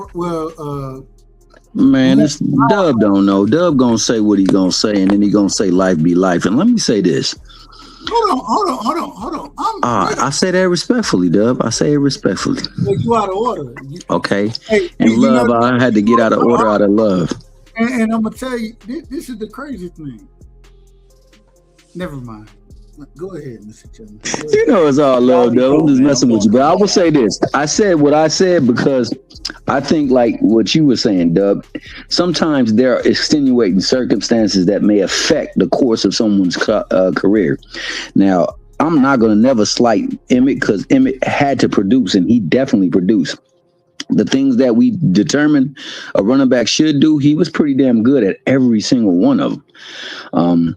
But it does help when you got an all-pro Hall of Fame center, all-pro Hall of Fame right guard, left guard, right tackle, left tackle. Now, Mr. Chairman, be careful now. Yes, I got to interrupt on that one. Go on and interrupt. If you remember when Emmett wanted a deal, his first deal. They didn't block for him, dog. They didn't block for him. I know you gonna go there. They didn't block for Derek Lassie. They didn't block for him. No, listen. It's not that they didn't block for him. I can't even think of his backups name. I know it was like Hank something. But Jerry's a real stickler, and they make you earn it in Dallas. and they wanted him to play on that deal, and he was like, no. So he sat out, and then what happened? The same all-pro center, the Man, same all-pro damn all left of that. guard. Damn all of that. I gotta ask Mr. Tillman the question. Nah. And I'm asking you too, Steph. I'm asking you I'm too. defending him on that. Nah. No, I'm asking both of y'all a question right here because y'all both know what's going on. So the question is if I'm not there, who gonna take over and say we still gonna do this? Which one of y'all gonna do it? What? Exactly. Nigga, what? Wait. What you mean, Dub? Oh, you going back to my statement? I was messing with you, Dub. I was just messing with you. If I'm not there, who's gonna take over and say we still gonna do this? I guess it would be Steph. It'll be Steph. If Shaw was not here, because I don't have the capability. Y'all haven't done it. Yeah, I can do it. Yeah, Steph can do it. He's running before. Then run the show. Y'all don't need me. Oh no, we would have done it that day, but I didn't get any word from Shower, and I didn't know if I ain't gonna lie to you, man. I had got displaced too, so when I turned back around and looked at the thing, it was already like some time had passed, and I didn't respond. So I was like, man, let me go on and just chill. But I apologize for that one. That was on me, Steph. That's why I told you I apologized about that. No, you're good. And I was just messing with you, Dub. So you ain't got to take it personal, baby. It was respectfully and playfully at the same time. It's not. I'm not worried about that. My thing is I got. You worried about if the flag bearer should fall, who gonna pick up that flag and carry the torch and go forward? I got you. Got you. Help. Praise God. Help. I know what you mean, Dub. No disrespect. Brother dense, but he can soak up water at the same time. So I got what you going with it, man. But I'll say this. I'm never going to take anything away from Emmett. Emmett is a great player in his own right. I definitely hating, man. I don't know what y'all talking about. I can't hate on him. How can you hate on the most productive running back of all time? He's clearly that. He is clearly that. When he was out, like, look. I know where you going with that too. I'm gonna let you cook. What's up? My bad. No, you good.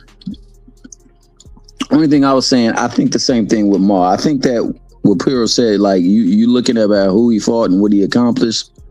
Sometimes that's the way the cookie crumbles. I'm looking at what I see in the skill in the ring and what he can do, and I think that I like what Ma can do in the ring. I just don't know at all times he totally focused and zoned in that ring, and I think that also has bared way.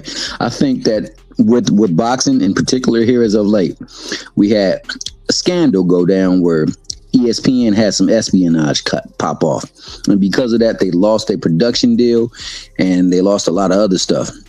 And it came out, and then the same year, or maybe a couple of months down the line until the next year, we find out that Queensberry, also from these same people who have dealings with the top ranked team, has an issue with some people as well too. That being said, these things are not made believe or pretend. These things are taking place, and they took place. And if they can do it to them, the people of less melanated,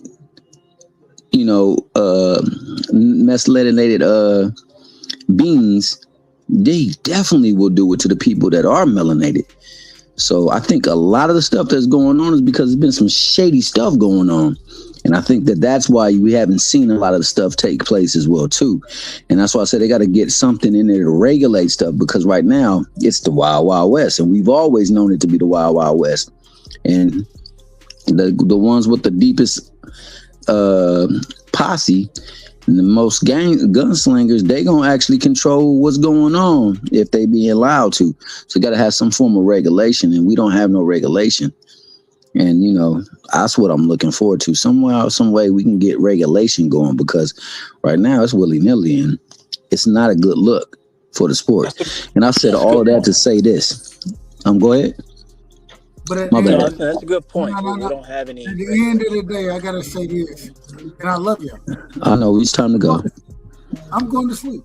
Yeah, if you ain't rocking on the wrong side, you rocking on the right side. But tonight we gotta go and let him go to the sleep side, man. And y'all be out, Mr. Be well. It's always a pleasure, Mr. Respectfully. Always a pleasure. And to the chat, man, much love to y'all. Thank you for listening. You know, Cash, you got the Zufaru up in there. My man Kangaroo Carl, dog. Got the masterpiece himself. We got the Texas Rattlesnake. We got Kazi was up in the house. You know what I'm saying? You know, we had a lot of people, but we got to let Dub go on and be Dub, because Dub got to be the best bud that he can be, so that, you know what? At Junior, another time, this thing may look different, right? But it may look different.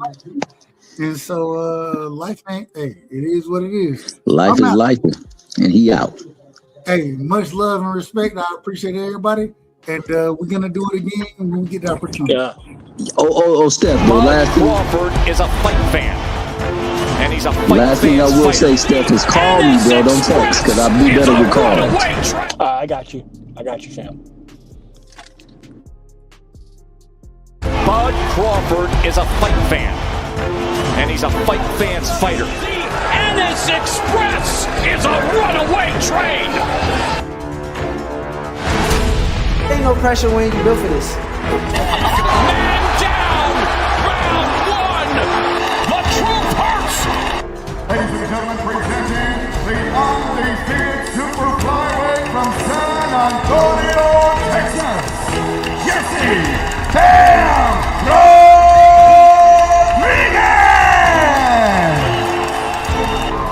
The universally recognized undisputed lightweight champion of the world, Devin the Prince